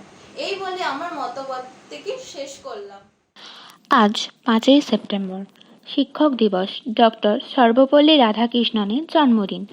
পশ্চিমবঙ্গের বুকে অনেক বড় বড় শিক্ষা প্রতিষ্ঠান গড়ে উঠেছে এবং বড় বড় শিক্ষাবিদেরাও এখানে জন্মগ্রহণ করেছেন। তার মধ্যে অন্যতম হলেন ঈশ্বরচন্দ্র বিদ্যাসাগর। আজ আমি ঈশ্বরচন্দ্র বিদ্যাসাগরের শিক্ষা ব্যবস্থায় ভূমিকা সম্পর্কে কিছু বলতে চাই। আমার নাম সায়নিকা দাস। আমি সিঙ্গুর গোলাম মোহিনী মল্লিক উচ্চ বালিকা বিদ্যালয়ের ছাত্রী। শিক্ষা ব্যবস্থায় বিদ্যাসাগরের ভূমিকা। 1820 সালের 26শে সেপ্টেম্বর মেদিনীপুর জেলার বীরসিংহ গ্রামে ঈশ্বরচন্দ্র বিদ্যাসাগর জন্মগ্রহণ করেন। তার বাবার নাম ঠাকুরদাস বন্দ্যোপাধ্যায় ও মা ভগবতী দেবী। 1850 সালের ডিসেম্বর মাসে তিনি সংস্কৃত কলেজের সাহিত্যের অধ্যাপক পদ লাভ করেন এবং পরের মাসে ওই কলেজের অধ্যক্ষ নিযুক্ত হন। অধ্যক্ষ হিসাবে তিনি কলেজের অনেক সংস্কার করেন। সংস্কৃত কলেজের সংস্কার ও আধুনিকীকরণ এবং বাংলা ও বালিকা বিদ্যালয় স্থাপন ছাড়া শিক্ষা প্রসারে তার আরও অবদান সর্বজনবিদিত। এর আগে কলেজে পড়ার অধিকার ছিল কেবল ব্রাহ্মণ ও বৈদ্য ছাত্রদের, কিন্তু তিনি সব শ্রেণীর হিন্দুদের জন্য কলেজের দ্বার উন্মুক্ত করেন। নারী শিক্ষা বিস্তারের ব্যাপারেও তার চেষ্টার ত্রুটি ছিল না। নারী মুক্তির জন্য নারী শিক্ষা অত্যন্ত জরুরি। তাই 1849 সালে কলকাতায় ড্রিঙ্ক ওয়াটার বেথুনের সহযোগিতায় প্রতিষ্ঠা করেন হিন্দু ফিমেল স্কুল, যেটি বেথুন স্কুল নামে পরিচিত। গ্রাম বাংলায় প্রতিষ্ঠা করেন 35টি বালিকা বিদ্যালয়। 1859 সালে তিনি ক্যালকাটা ট্রেনিং স্কুল স্থাপনের বিশেষ ভূমিকা পালন করেন। 1864 সালে এই প্রতিষ্ঠানের নাম রাখা হয় হিন্দু মেট্রোপলিটন ইনস্টিটিউট। বিদ্যাসাগর হন এর সেক্রেটারি। 1872 সালে এটিকে দ্বিতীয় শ্রেণীর এবং 1879 সালে প্রথম শ্রেণীর কলেজে পরিণত করা হয়। বর্তমানে এর নাম বিদ্যাসাগর কলেজ। বাংলা সাধুগদ্যের প্রকরণ নির্মাণের জন্য তিনি সাহিত্যের ইতিহাসে স্মরণীয় হয়ে আছেন।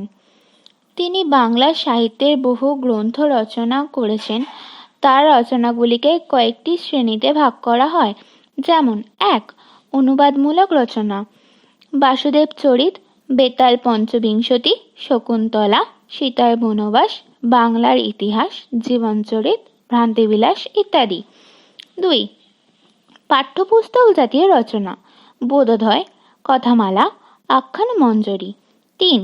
সমাজ সংস্কারমূলক রচনা, বিধবা বিবাহ প্রচলিত হওয়া উচিত কিনা এতদ বিষয়ক প্রস্তাব, বহু বিবাহ রহিত হওয়া উচিত কিনা এতদ বিষয়ক বিচার। 4. ব্যঙ্গমূলক রচনা, অতি অল্প হইল, আবার অতি অল্প হইল, ব্রজবিলাস, রত্নপরীক্ষা। ঈশ্বরচন্দ্র বিদ্যাসাগর প্রথম বাংলা লিপি সংস্কার করে বাংলা ভাষাকে সহজবোধ্য করে তুলতে চেয়েছিলেন। 1855 সালে বাংলা নববর্ষের দিনে প্রথম বর্ণপরিচয় প্রকাশ করে তিনি বাঙালির হাতে তুলে দিয়েছিলেন। ঈশ্বরচন্দ্র বিদ্যাসাগরের জন্ম 1820 আর এখন 2020। বিদ্যাসাগরের জন্মের 200 বছর। এই মহান ব্যক্তিকে আমি সশ্রদ্ধ নমস্কার জানাই।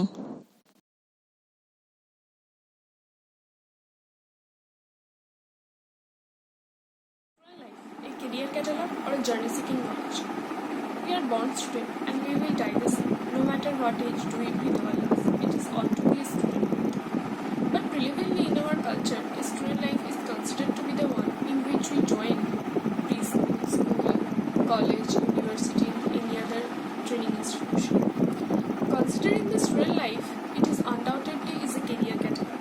It plays a window of opportunity to choose from. A process where we get to know customize our character and arm ourselves with weapons to reach our chosen goal successfully. Our life as a student is planned in such a way that it challenges us to be a successful professional. When we learn to design and then design to earn, we use our subjectivity. This is exactly where we tend to feel that.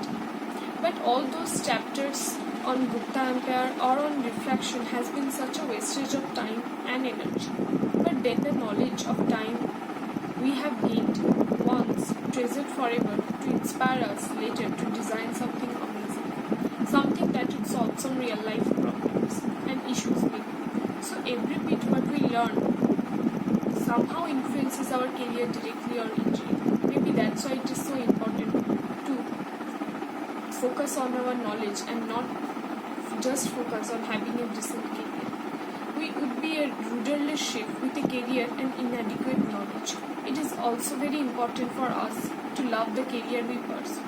Being forced into a career affects a student in the long run. Mental health of the individual deteriorates drastically. Problems like hypertension, anxiety, depression haunts the victim. Soon enough, physical problems start creeping in. It is time now, I think, to learn valuing journeys over destination. We will anyway be rich with health, love, happiness and knowledge. Journeys are meant to be mattered the most. Honestly, the knowledge and the experiences we bag during this journey make our career catalogs look better.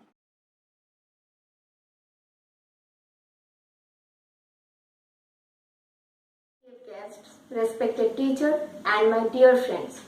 First of all, I would like to wish you all a very happy Teachers' Day. My name is Meghna Chatterjee and I am going to present a speech about education in India versus education in abroad. I would like to share the differences between Indian and foreign education system. Indian education focuses more on theory rather than practical. As a result, students who are not doing practical faces more difficulties. Practically doing something stays in our memory for a long time, and it is also very helpful for students to understand what they are reading actually. Indian education system does not value creativity like the other main subjects, whereas in foreign countries they give more importance to practical learning and also add creativity to their academic syllabus. In India, education is just like a formality.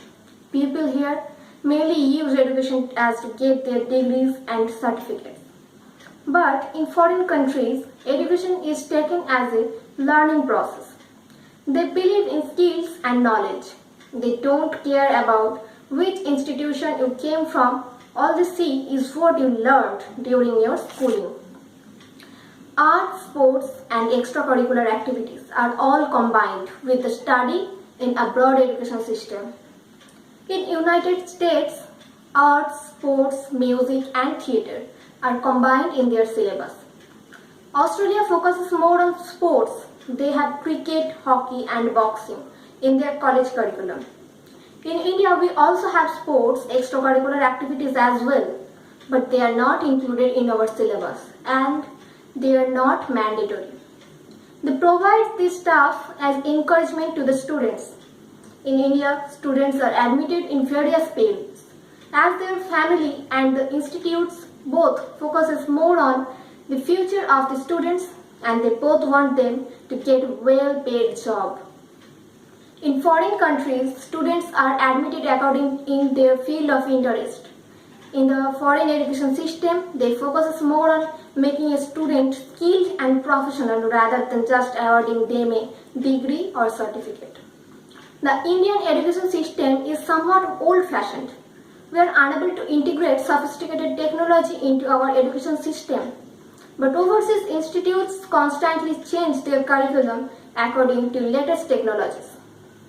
So, there are some reasons why education system abroad is better than Indian.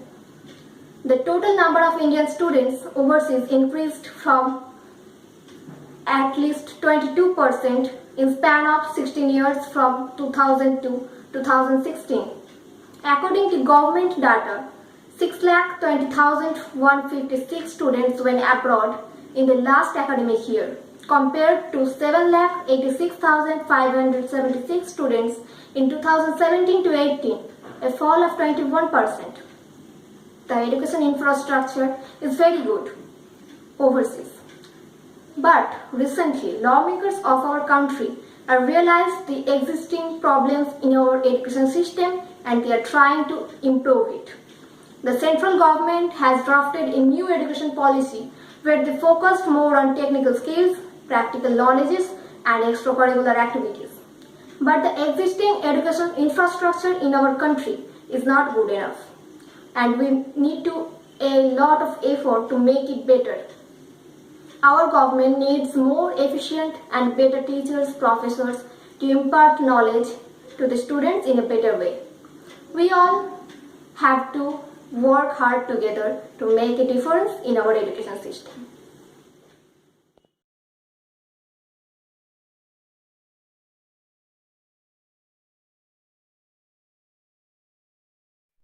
শিক্ষা ব্যবস্থা ও চাওয়া পাওয়া। শিক্ষা ও মানুষের চাওয়া পাওয়া অঙ্গাঙ্গিভাবে জড়িত।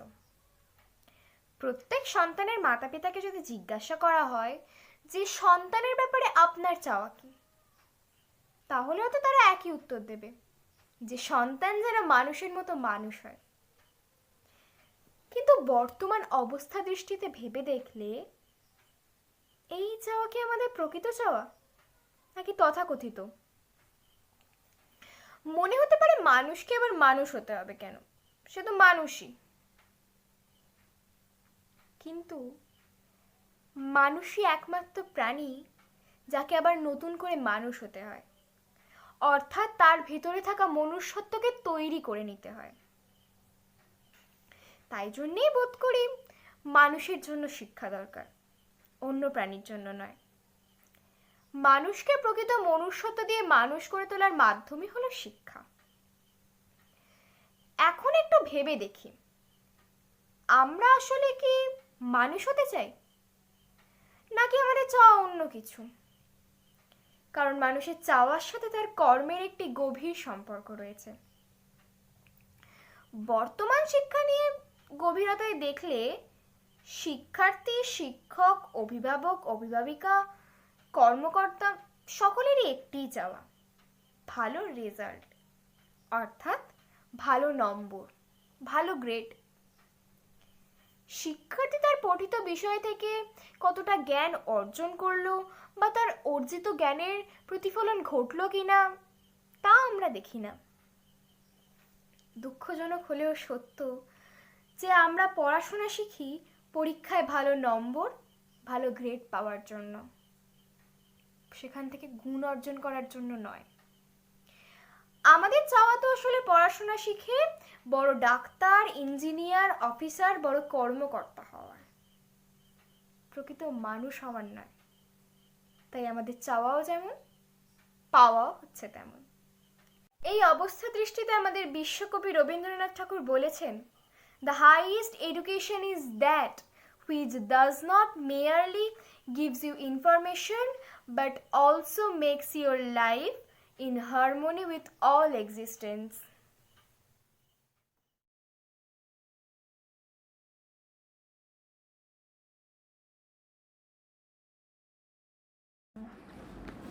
সেই কবে কোন অনাহত যুগে গুহা মানবে চকমকি ঠুকে আগুন জ্বালানোর মাঝে সরেছিল অন্ধকার, জন্ম হয়েছিল নবচেতনায় জাগ্রত বিকাশপথের। তারপর কেটে গেছে অনেকগুলো যুগ, পৃথিবী বদলেছে অনেকগুলি পোশাক, তবু সেদিনের সেই নবজাতক আজও চলেছে মাতৃসম ধরিত্রীর হাত ধরে প্রগতির তথা জাগ্রত বোধের অন্তহীন পথে। তার নাম শিক্ষা। আমাদের আজকের সংক্ষিপ্ত নাট্যরূপ এই শিক্ষার সীমাহীন অতীত থেকে শিরোনামের সমৃদ্ধ ও সম্ভাবনাময় বর্তমানের হেঁটে আসা পথ পর্যন্ত ঘটনাগুলির একটি ধারাবাহিক আলোচ্য রূপ। এবারে শিক্ষক দিবসটা একদম অন্যরকম কাটলো বল। হ্যাঁ, যা বলেছিস, স্কুল যাওয়া বন্ধ, টিউশন বন্ধ, সবই বন্ধ। আচ্ছা, তোর কি মনে হয় বছরে একটা দিন হই হই করে শিক্ষক দিবস পালন করলেই কি শিক্ষক দিবসের সার্থকতা? হ্যাঁ, বেশিরভাগ ছাত্রছাত্রী তো তাই মনে করে, কিন্তু আমার একটু অন্যরকম ভাবতে ইচ্ছে হয়। যেমন এই যে 5 সেপ্টেম্বর সর্বপল্লী ডক্টর রাধাকৃষ্ণনের জন্মদিন। তিনি একজন মহান শিক্ষাবিদ, সাথে দার্শনিকও ছিলেন, আর আমাদের স্বাধীন ভারতের প্রথম উপরাষ্ট্রপতি এবং দ্বিতীয় রাষ্ট্রপতি ছিলেন। এটা আমরা সবাই জানি, কিন্তু কতজনই বা এই আমাদের প্রাচীন শিক্ষার কদর করতে জানে বলতো? সত্যি আমাদের দেশে কত প্রাচীন গ্রন্থ, সাহিত্য, মহাভারত, রামায়ণ, বেদ, উপনিষদ, এইগুলো ভাবলে তো অবাক হতে হয়। আর আমরা কতটুকুই বা জানি বলতো? সেই প্রাচীন যুগের গুরুকুলের শিক্ষা ব্যবস্থা থেকে আজকের আধুনিক অনলাইন ক্লাসের মাধ্যমে দেশের শিক্ষা ব্যবস্থার ক্রমবর্ধমান রূপটি আজও বর্তমান। আর জানিস, আমাদের নদিয়া জেলার নবদ্বীপকে তো বাংলার অক্সফোর্ড বলা হতো এককালে। হ্যাঁ, কৃত্তিবাস তো ওখানেই জন্মেছিলেন, ফুলিয়ায়। হ্যাঁ জানি তো। তারপর আমাদের দেশে ইংরেজ শাসনকাল, সেই সময় কলকাতা ধীরে ধীরে দেশের রাজধানীতে পরিণত হলো। তারপর শিক্ষা সংস্কৃতির পীঠস্থান হিসেবে কলকাতা পরিচিত হলো। হ্যাঁ, আর ব্রিটিশ যুগের আগেও তো কত কত বিদেশি জাতি আমাদের এ দেশে এসেছে, যেমন শক, হুন, পাঠান, মোগল। আর এদের শিক্ষা সংস্কৃতিও তো আমাদের জনমানুষের সঙ্গে একাত্ম হয়ে গেছে। হ্যাঁ, সেই সময় আরবি, ফার্সি, উর্দু ভাষায় কত সাহিত্য, কবিতা, গান, শায়েরি লেখা হয়েছে, তা কিন্তু আজও প্রাসঙ্গিক। হ্যাঁ, তারপর দেখ, ইস্ট ইন্ডিয়া কোম্পানির শাসনকালের পর থেকেই তো আমাদের দেশে ইংরেজি শিক্ষা ব্যবস্থার প্রচলন শুরু হয়। কিভাবে? কারণ ইংরেজরা চেয়েছিল ইংরেজি জানা কিছু মানুষ অনুবাদকের কাজ করবে, কোর্ট কাচারি, অফিস এইসব চালাতে তাদের সুবিধা হবে। একদিকে কিন্তু ভালোই হয়েছে। আগে তো ইংরেজি শুধু উঁচু স্তরের মানুষদের মধ্যেই সীমাবদ্ধ ছিল, আর এখন ইংরেজি সর্বস্তরে ছড়িয়ে পড়েছে। তারপর তো 1813 সালে ইংরেজ সরকার চার্টার অ্যাক্ট প্রণয়ন করে 1 লক্ষ টাকা শিক্ষা খাতে বরাদ্দ করেছিলেন। হ্যাঁ, আর নারী পুরুষ নির্বিশেষে সকলের সমান শিক্ষা লাভের জন্য বিদ্যাসাগর, রাজা রামমোহন রায়, দ্বারকানাথ গাঙ্গুলি, তারপর বেথুন সাহেব, ডিরোজিও এবং উইলিয়াম কেরি, এছাড়াও আরও কত মহান মানুষের অবদান কিন্তু ভুললে চলবে না। হ্যাঁ, আর রবীন্দ্রনাথ ঠাকুর কবিগুরু তো আমাদের শিক্ষা ব্যবস্থার নতুন দিগন্ত খুলে দিয়েছিলেন। সত্যি, আকাশের নিচে প্রকৃতির মাঝে শিক্ষা লাভ, এভাবে তো তিনিই ভাবতে পেরেছিলেন। হ্যাঁ, আর বর্তমানে তো দেশের শিক্ষা ব্যবস্থায় আধুনিক ছোঁয়া লেগেছে। আইআইটির মতো উচ্চশিক্ষা প্রতিষ্ঠান তৈরি হয়েছে। আর প্রাথমিক স্তর থেকেই শিশুদের শিক্ষা লাভের জন্য সরকারিভাবে অনেক চিন্তাভাবনা এবং মতামত প্রকাশ হয়েছে। হ্যাঁ, আর 2009 সালে প্রাক্তন প্রধানমন্ত্রী অটল বিহারী বাজপেয়ীর আমলেই তো সর্বশিক্ষা অভিযানটি চালু হয়েছিল। হ্যাঁ, আর আমাদের দেশে বহু সরকারি বেসরকারি স্কুল, বিশ্ববিদ্যালয় স্থাপিত হয়েছে, যেখানে দর্শন, সাহিত্য, বিজ্ঞান ছাড়াও বহু আন্তর্জাতিক বিষয় নিয়েও পড়াশোনা করা যায়। তবে বর্তমান পরিস্থিতিতে কিছুটা ছন্দপতন হলেও তা সাময়িক। আমাদের শিক্ষা ব্যবস্থার প্রতি আমার সম্পূর্ণ বিশ্বাস। হ্যাঁ, আমারও তাই বিশ্বাস। আমাদের দেশের শিক্ষা সংস্কৃতির চর্চা কোনোদিনই থেমে যাবে না, বরং সময়ের সাথে সাথে আরও উন্নত হবে আর আমাদের দেশকে একটি বলিষ্ঠ জায়গায় নিয়ে যাবে। তবে জানিস তো, আমার মাঝে মধ্যে মনে হয় বর্তমান যুগে শিক্ষা লাভ যেন অর্থ উপার্জনেরই মূল লক্ষ্য হয়ে উঠেছে। কেন এরকম মনে হয়? তুই দেখ না, এখন মেধাবী ছাত্রছাত্রী না হলে জীবনে প্রতিষ্ঠিত হতে পারবে না, এই কথাটা আমাদের হামেশাই শুনে আসতে হয়। হ্যাঁ, ঠিকই বলেছিস। আর আমাদের সিলেবাসে পড়া করতে করতে জীবনের অন্য দিকগুলো দেখাই হয় না। হ্যাঁ, এটা ঠিক। মনের জানলাগুলো যেন বন্ধ হয়ে গেছে। এখানেই তো মহান শিক্ষকদের ভূমিকা। সমাজের বিভিন্ন স্তর থেকে ছেলেমেয়েরা স্কুলে আসে পড়াশোনা করতে, তাদের মনের জানলা খোলার দায়িত্ব তো শিক্ষকদেরই, আর তাদের মূল্যবোধের বিকাশ তো শিক্ষকদের হাত ধরেই হয়। তাই কবিগুরুর ভাষায় বলতে ইচ্ছা হয়, অন্তর মম বিকশিত করো, অন্তরতর হে নির্মল করো, উজ্জ্বল করো, সুন্দর করো হে, জাগ্রত করো, উদ্যত করো, নির্ভয় করো হে, মঙ্গল করো, নিরলসনি সংশয় করো হে। Quite a sunny day, and we are here about the different perspectives of Indian education system. No, I'm not here to discuss it in a brief way by giving a laborious lecture that you may have found in the different interviews or in the discussions. I'm here to talk about the performance of my disciples, of what they have performed, of what they have said. I'm here to voice their voice actually. They have started with the different topics with renewed vigor and enthusiasm, so much enthusiasm that I never expected from them. And here we like to start what they have stated. Somebody states about the reservation system and how it impacts on Indian education policies. Somebody states about the education on West Bengal versus the education of the different states. So somebody is very vocal about the tribal marriage and its impact on the education system. Somebody said or highlighted about the perspectives of technical education versus the conventional education. And in this scenario, somebody's opinion is very important, as they have said about the perspectives of digital education versus the conventional education. So actually, you can understand that we are here to discuss about all these topics, and all these topics get a highlighted view. So today, I like to start with a very simple and a light-hearted manner, just with a simple demonstration. The first paper, you can see the picture of a school, the dialogue or the conversation between a guardian and a teacher. And what is written here in the context is quite distinct to you. Let me tell you about this. It is all about that pupils train your teachers. It is written by the 15-year-old William.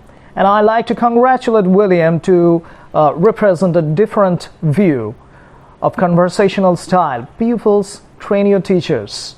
So much time we have heard that the teachers like to give the long lectures, and they like to give the notations, different instructions to the students in the lecture halls with the high and the lofty boards, and you can understand this.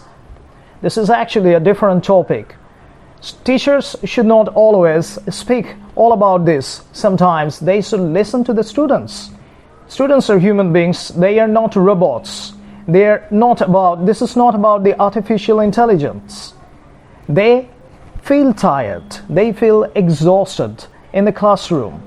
Sometimes they need some recess, and we find that the teachers don't like to give them the recess, just like in the Middle Ages nights, what they have done, like Muhammad bin Tughlaq.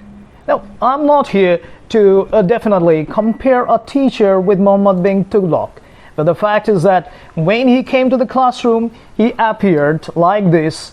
He thought that he had a sword in his hand, and the students are not students, they're just like his opponents, and he would like to give them or deliver the speech. And if anybody falters, what do we actually expect from a teacher?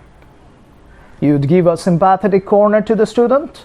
You'd ask definitely the student about his whereabouts, why he is not in a good mood. But instead of doing all these things, he just put on his sword, and at the time we find that the student is not the student. It actually turns into an enemy. That's what we call the degeneration of the relationship between the teacher and the student. That's what we do not expect. So, according to my opinion, they're just like the seeds. Give them the light, give them the shower, give them the rainfall, and give them the opportunity to flourish, coming all over this. Someday, the saplings will come or transform into the green trees, and they will give you shade too. Time is very limited. We come to our next topic. Just take a look at this demonstration. What is going on? What is actually the student trying to say? We find something about the gradation system. A grade, B grade, C grade, D grade are actually these the categories to determine who will define the categories, to whom we put, and in what envelope actually do we put them. Are they little postcards? That's my question, simple to the audience. Are the two students postcards or greeting cards that we would like to put them in actually different envelopes? These are actually not. So why do we like to measure them according to their height, status, number, talent? No, this is actually not the system. What we are doing is wrong. We are making a discrimination that was vividly seen in the Middle Ages. We have to make them understand that they are all here.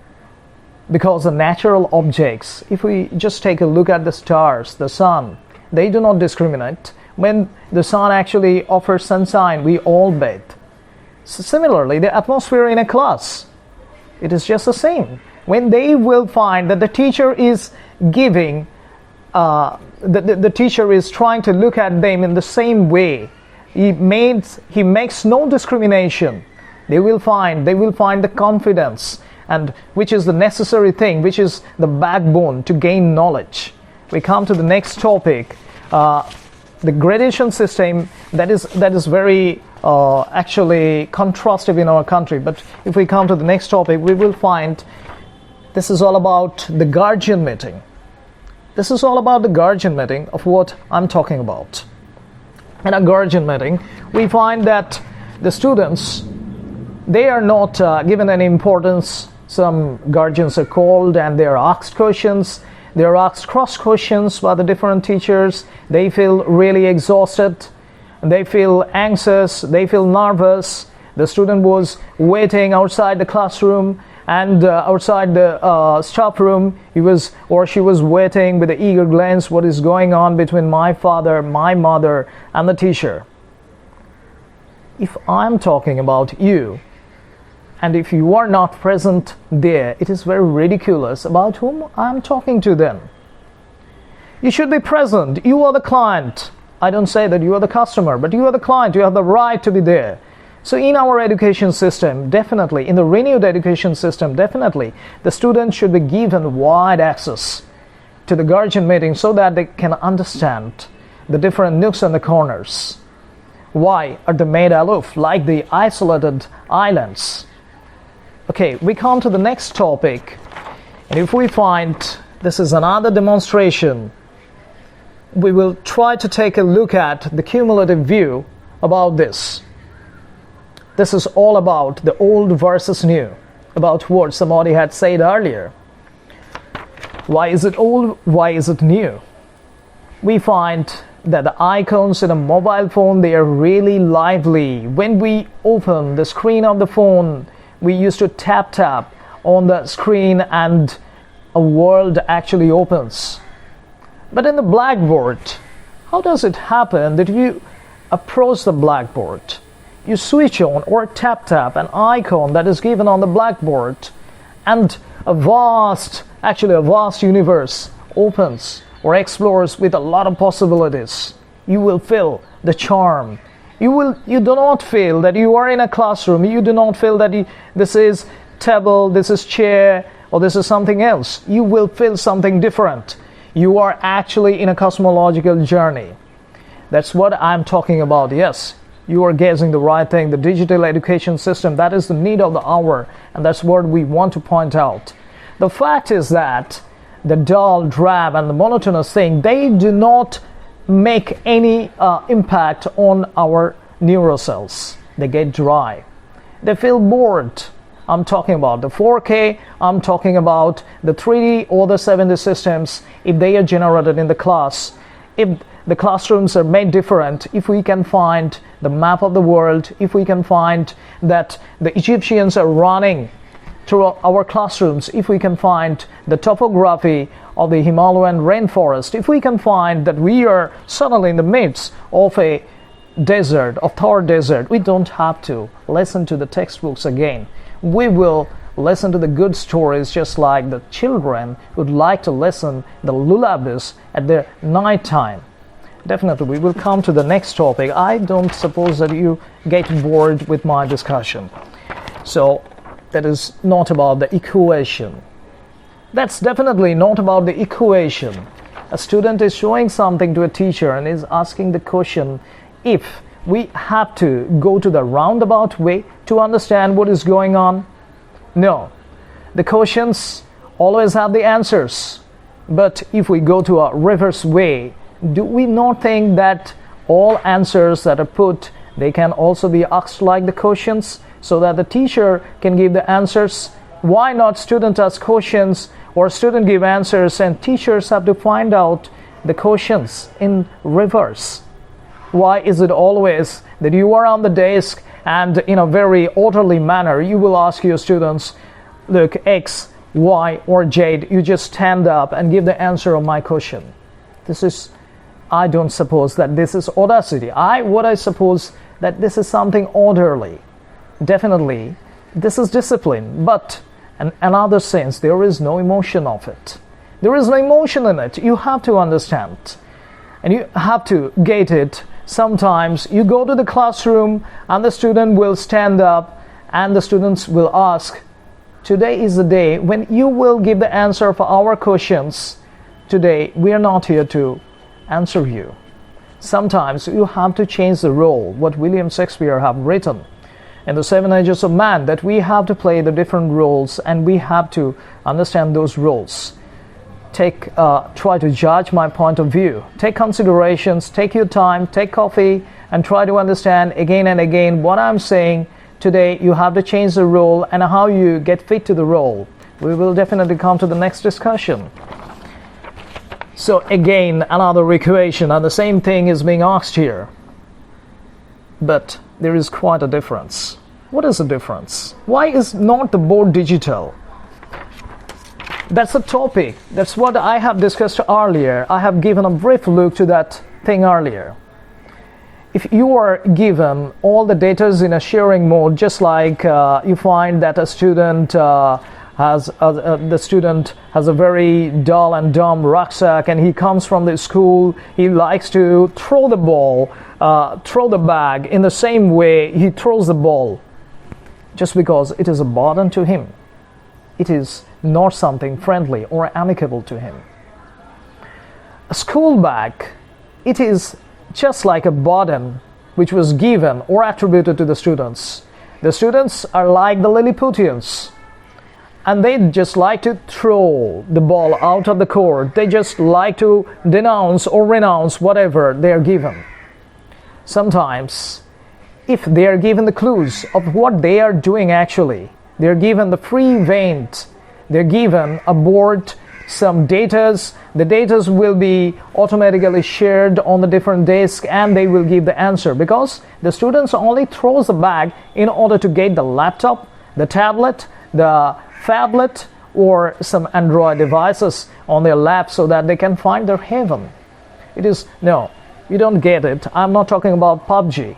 It is already banned in India. I'm talking about the different perspectives. You don't have to be dead person with a game. Sometimes you can find the Brahma of education, that is called Google. If you have questions in your mind, you go to the Brahma, Google, and you ask the question, you Google the question, you will get a lot of answers. You all know this better than me. And sometimes they do not feel bored, and you can find that they are engaged in chatting a long time at night. Why? Because it is something digital, it is something attractive. So if we put this system in our school, in our dull, drab classrooms, you can find that it's night, it's starry night, and students are still in the school. They're not going elsewhere, just like Alice in Wonderland. We come to the next topic. Just don't go away, I'm here. Just take a look at the picture. It is saying something again about the education system. A little student looking at the vast blackboard, and the teacher is behind there. It is trying to gauge something, but there is no star, there is no sun, there is no comet, and there is nothing actually. We find that the student is getting bored and bored. Yes, we are talking about the education system that we use a number of times, and that we die a number of times in our country, and we don't find any vacations. Sometimes it comes about the summer vacation, and when we go to the summer vacation, we have the big home tasks and that are given by either the teachers or the bad person. You know, the bad person has a name of the tutor of the home. He gives you a lot of lessons, or she gives you a lot of lessons. You don't find you before the mirror, and you don't find any vacation. All are over, and the puja vacations goes just like it comes. Somebody said that our good times are just like the rabbits or the comets, and somebody says that our bad times are just like tortoise. You know, it is going on and going on, and never reaches a point. So today we discussed a brief view about the complaints, about the classroom complaints, and about what is going on, the affair that is going on between the teachers and the students. We have come to the last portion of our discussion. Don't go, sit back and relax. Just take a look at this picture. A very grave face of a teacher and the anxious face of a student. Sometimes you can take it that the student is in a mode of revolt. No, that is not French Revolution. We are talking about the classroom revolt. The student is looking at the teacher, and I'm talking about the relationship, the present day retro society, metro society, urban society, relationship between a teacher and the student. Why are they degenerating? Why are they coming to the headlines? I'm not covering the Wall Street Journal. But the fact is that the relationship actually has lost its own flavor. It has lost its own sound. It has lost its own identity. I'm not looking here for the rainbow colored teachers whom we used to find wearing the dhotis and the large framed spectacles, moving with a stick, with a great voice. I'm talking about the teachers who would provide you everything, who is just like, imagine, you just put a query and the parcel is in your home. That's what I'm talking about. So we want some honey in the relationship between the teacher and the student. They ask questions, they give the answer of the questions, and on the other hand, we find that there is no justification in it. When the students, suppose we talk about the Teacher's Day. No, this is not a discussion about the Teacher's Day. If we find that in the Teacher's Day, the schools, colleges, and the universities are decorated, and who are decorating them? The students are decorating them. But in other days, you find that there is enough dust in the classroom. The students are not there. They are almost deserted. The students are not there. They did not make any movement. On the other time, we find whenever the occasion came, the students used to move, and they decorate the classroom in a way that they are all interior decorators. So we find something is there in their heart. Actually, we don't know how to make their hearts open. We have to try. And here I would like to say that if India has to make her students progressive, make her students educate, she has to try not only intensively but also in a very cordial way. And the best purpose to provide education is to make the minds of the pupils active through creativity, through other types of activity, and to always make them engaged of what you are doing. Thank you for listening us. We are actually on the last or the conclusive stage of the discussion. We have discussed several points, and next time I would like to come to you with a different topic. Hope this is a fine day to you. Thank you, everybody. Hello everybody, we are again back, and this time we are quite outside our scenario.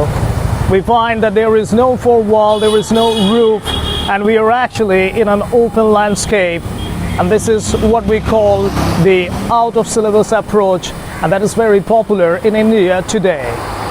Today we are in the heart of an enormous city, and we are about again to discuss the perspectives of Indian education that we find here.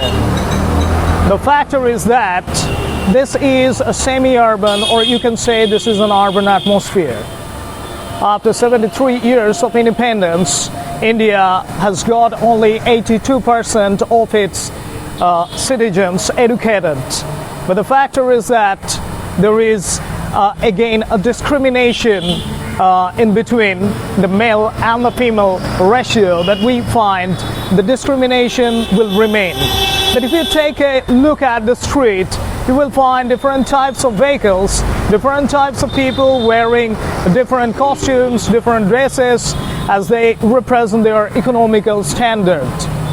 Do we expect the theory that education for all and education will be provided same for all here? If the people of the different status, if the people are of the different culture and the different upbringings are here, we cannot expect that they will given the same type of education. Somebody will pursue to the highly systematic English medium schools, and somebody will go to again the same conventional Bengali medium school. The standards are different, the momentum or the processes of rendering education is different. As you find that a cycle is going on and a bike is going on, the heavy vehicles are going on. Similarly also, students carry the different merits and they have the different standards, different categories.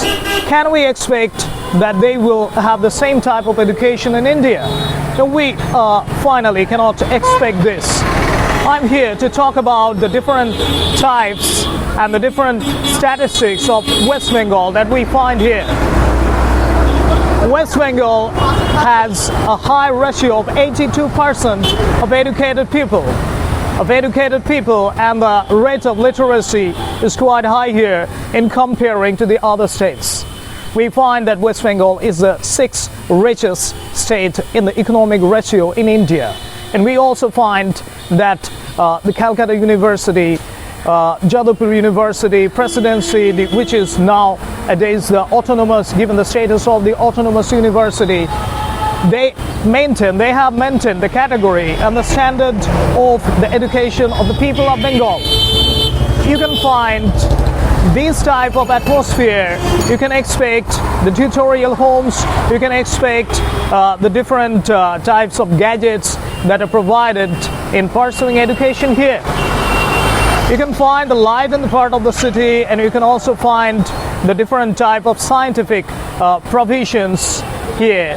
But what we understand that this part, this latitude and this longitude is quite different from that part of India where still light does not have entered. So the basic difference remains the same after 73 years. India remains the same after 73 years. The educationists, their approaches, the students, their mindsets, the rural and the urban setup, they remain same. They remain different in the same way. So we actually find here that the spectacle has changed, but we have a secret question in our mind. Does it actually, we have a question secretly in our mind, does it actually change? So again, we have to go to the different areas to find out what is going on in the mind of the people and next time we will define it in a better way. Our village is not bad now. Many infrastructural development, many equipments for teaching and teaching learning process, and many types of electronic gadgets which is we imply in our educational process, and for a total of this accumulation of this gadgets or infrastructure, the development of rural education system is much more better than previous 20 or 30 years ago. Now our student in our school or institution is near about 1.5 thousand, and teacher is near about 63. For this big population of student, our educational system runs very smoothly. Our rural people also believe that in this situation, in this modern situation, the implementation of electronics, especially internet, computer, our student can give their much more learning benefits from previous student, previous 10 or 20 years ago student. And now the difference between the rural and urban education system is minimized now for this implementation of technological usage. In our administrative ground, for various government policy, technology is used very much, and very popular grant, ACR or SSM grant or composite school grant, we can get in year to year, and the school building is developed in a rocket speed. But there is some obstruction in this scenario. Our students as first generation, most of our students are first generation learner, so their guardians are not conscious about them, and as a result the teaching learning process cannot develop smoothly. The communication between teachers, students and parents is not a good condition, because parents are not very good interest. Most of the guardian are not very good, are not feel interest for this education, but a few of students guardian are very conscious, and as a result our students can compete with the urban students very smoothly. A vocational section or NSQF, National Skill Framework system is run in our school, and for this general section, along with general section, student can get their vocational training or vocational studies from our school, and it will help them to get a job easily. Hello there, this is quite an overcast day. We find that the atmosphere is not perfect here, but we get an overview from the headmaster of the school about the rural education in West Bengal. Let me tell you that this is the Gangetic Plain and I'm on the South Bengal. We are representing a school and we already got an overview from the head of the institute about how actually the rural education system works. But I have another story side by side, as there are the good sides, there are the bad sides. There is enough criticism about this rural educational system that only the 31% of our country's youth run through the rural education system, of which there is a sharp fall of the 11% every year. And there are the number of dropouts, there are the number of the child marriages happening in the tribal sections, other parts of the villages. There are sometimes the misconceptions and lack of communication between the remote parts, between the guardians of the remote parts and the headmaster of the school. Still, we find that there are some positive points. If you take a look at the enough surrounding, you can find out that it is a very good infrastructure which is provided here. We can also find that there are side by side different sections running in this rural part of India. Somebody said it perfectly that if you want to know India, you have to go back to the rural part, because India grows in the rural part of Bengal. And there are other parts that we will definitely cover. We will take you to the remote part of the classroom, the remote part of the Indian education system, of what is going on here, and what are actually the arrangements, what is the sit arrangement plan here, how the classrooms are decorated, what type of facilities are provided, what type of scientific instruments are used here. Actually, we will cover all these sections. Stay with us in this video. So we have taken you inside the classroom. We have actually not taken you inside the classroom, but have let you given the opportunity to come inside the education system of rural West Bengal. Here we are making a DNA analysis of how it actually works. We find a dusty table, we find a rugged blackboard laid in a deserted condition. We find two sitting facts, and we find some empty benches. It definitely speaks to all the pandemic situation and the present crisis in India. But is really this time the crisis we take as an excuse of what is going on here?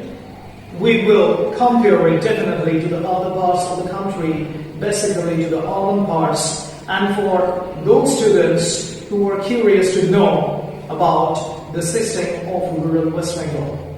We do not find here an electronic display system, we do not find here any classroom management system. And actually, we know that the traditional age-old system is working here. Students have to enter through this way, and they would have to sit here. The teacher will stay here. He will make some verbal analysis of relations with the students. Some of them will give the answer, and definitely some of them do not feel interested.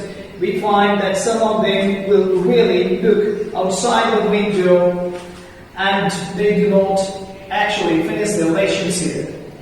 So there is enough disproportion, there is enough lackings, there is enough shortfall in this educational system. We need to grow up. Even after 73 years of independence, India still lacks those qualities, those arrangements that are needed for a rational educational system, for competing with an overgrowing China, for competing in the race of South Asian dominance. Thank you. We are actually in the heart of a mega kitchen.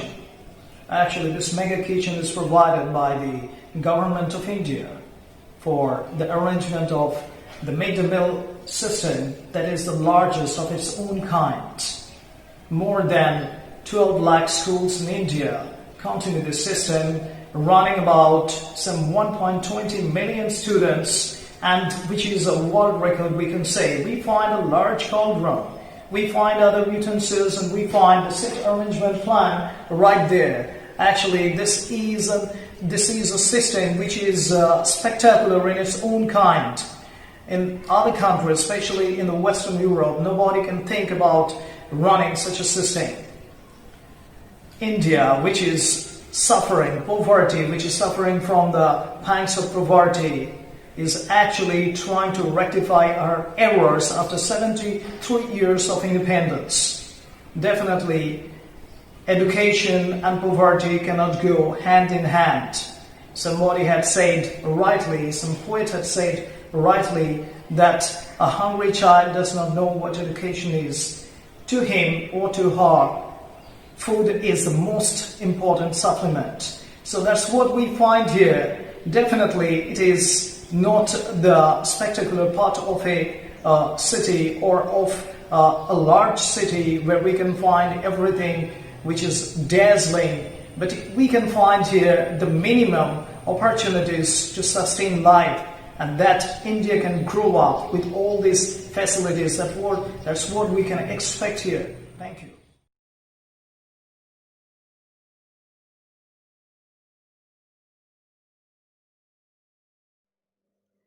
প্রাণ ভরিয়ে তৃষা হরিয়ে মোরে আরো আরো আরো দাও প্রাণ প্রাণ ভরিয়ে তৃষা হরিয়ে মোরে আরো আরো আরো দাও প্রাণ তব ভুবনে তব ভবনে মোরে আরো আরো আরো দাও স্থান মোরে আরো আরো আরো দাও প্রাণ প্রাণ ভরিয়ে তৃষা হরিয়ে মোরে আরো আরো আরো দাও প্রাণ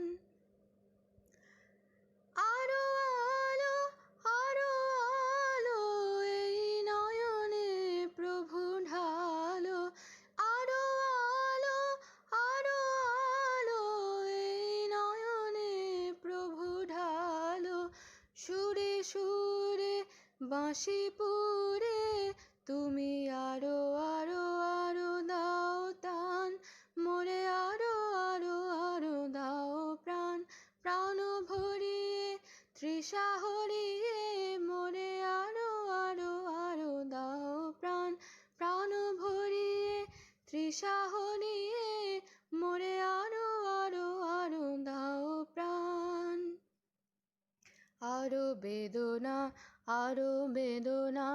প্রভু দাও মোরে আরো চেতনা তারো ছুটায় বাঁধা টুটায় মোরে করো ত্রাণ আরো বেদনা প্রভু দাও মোরে আরো চেতনা দারো ছুটায় বাঁধা টুটায়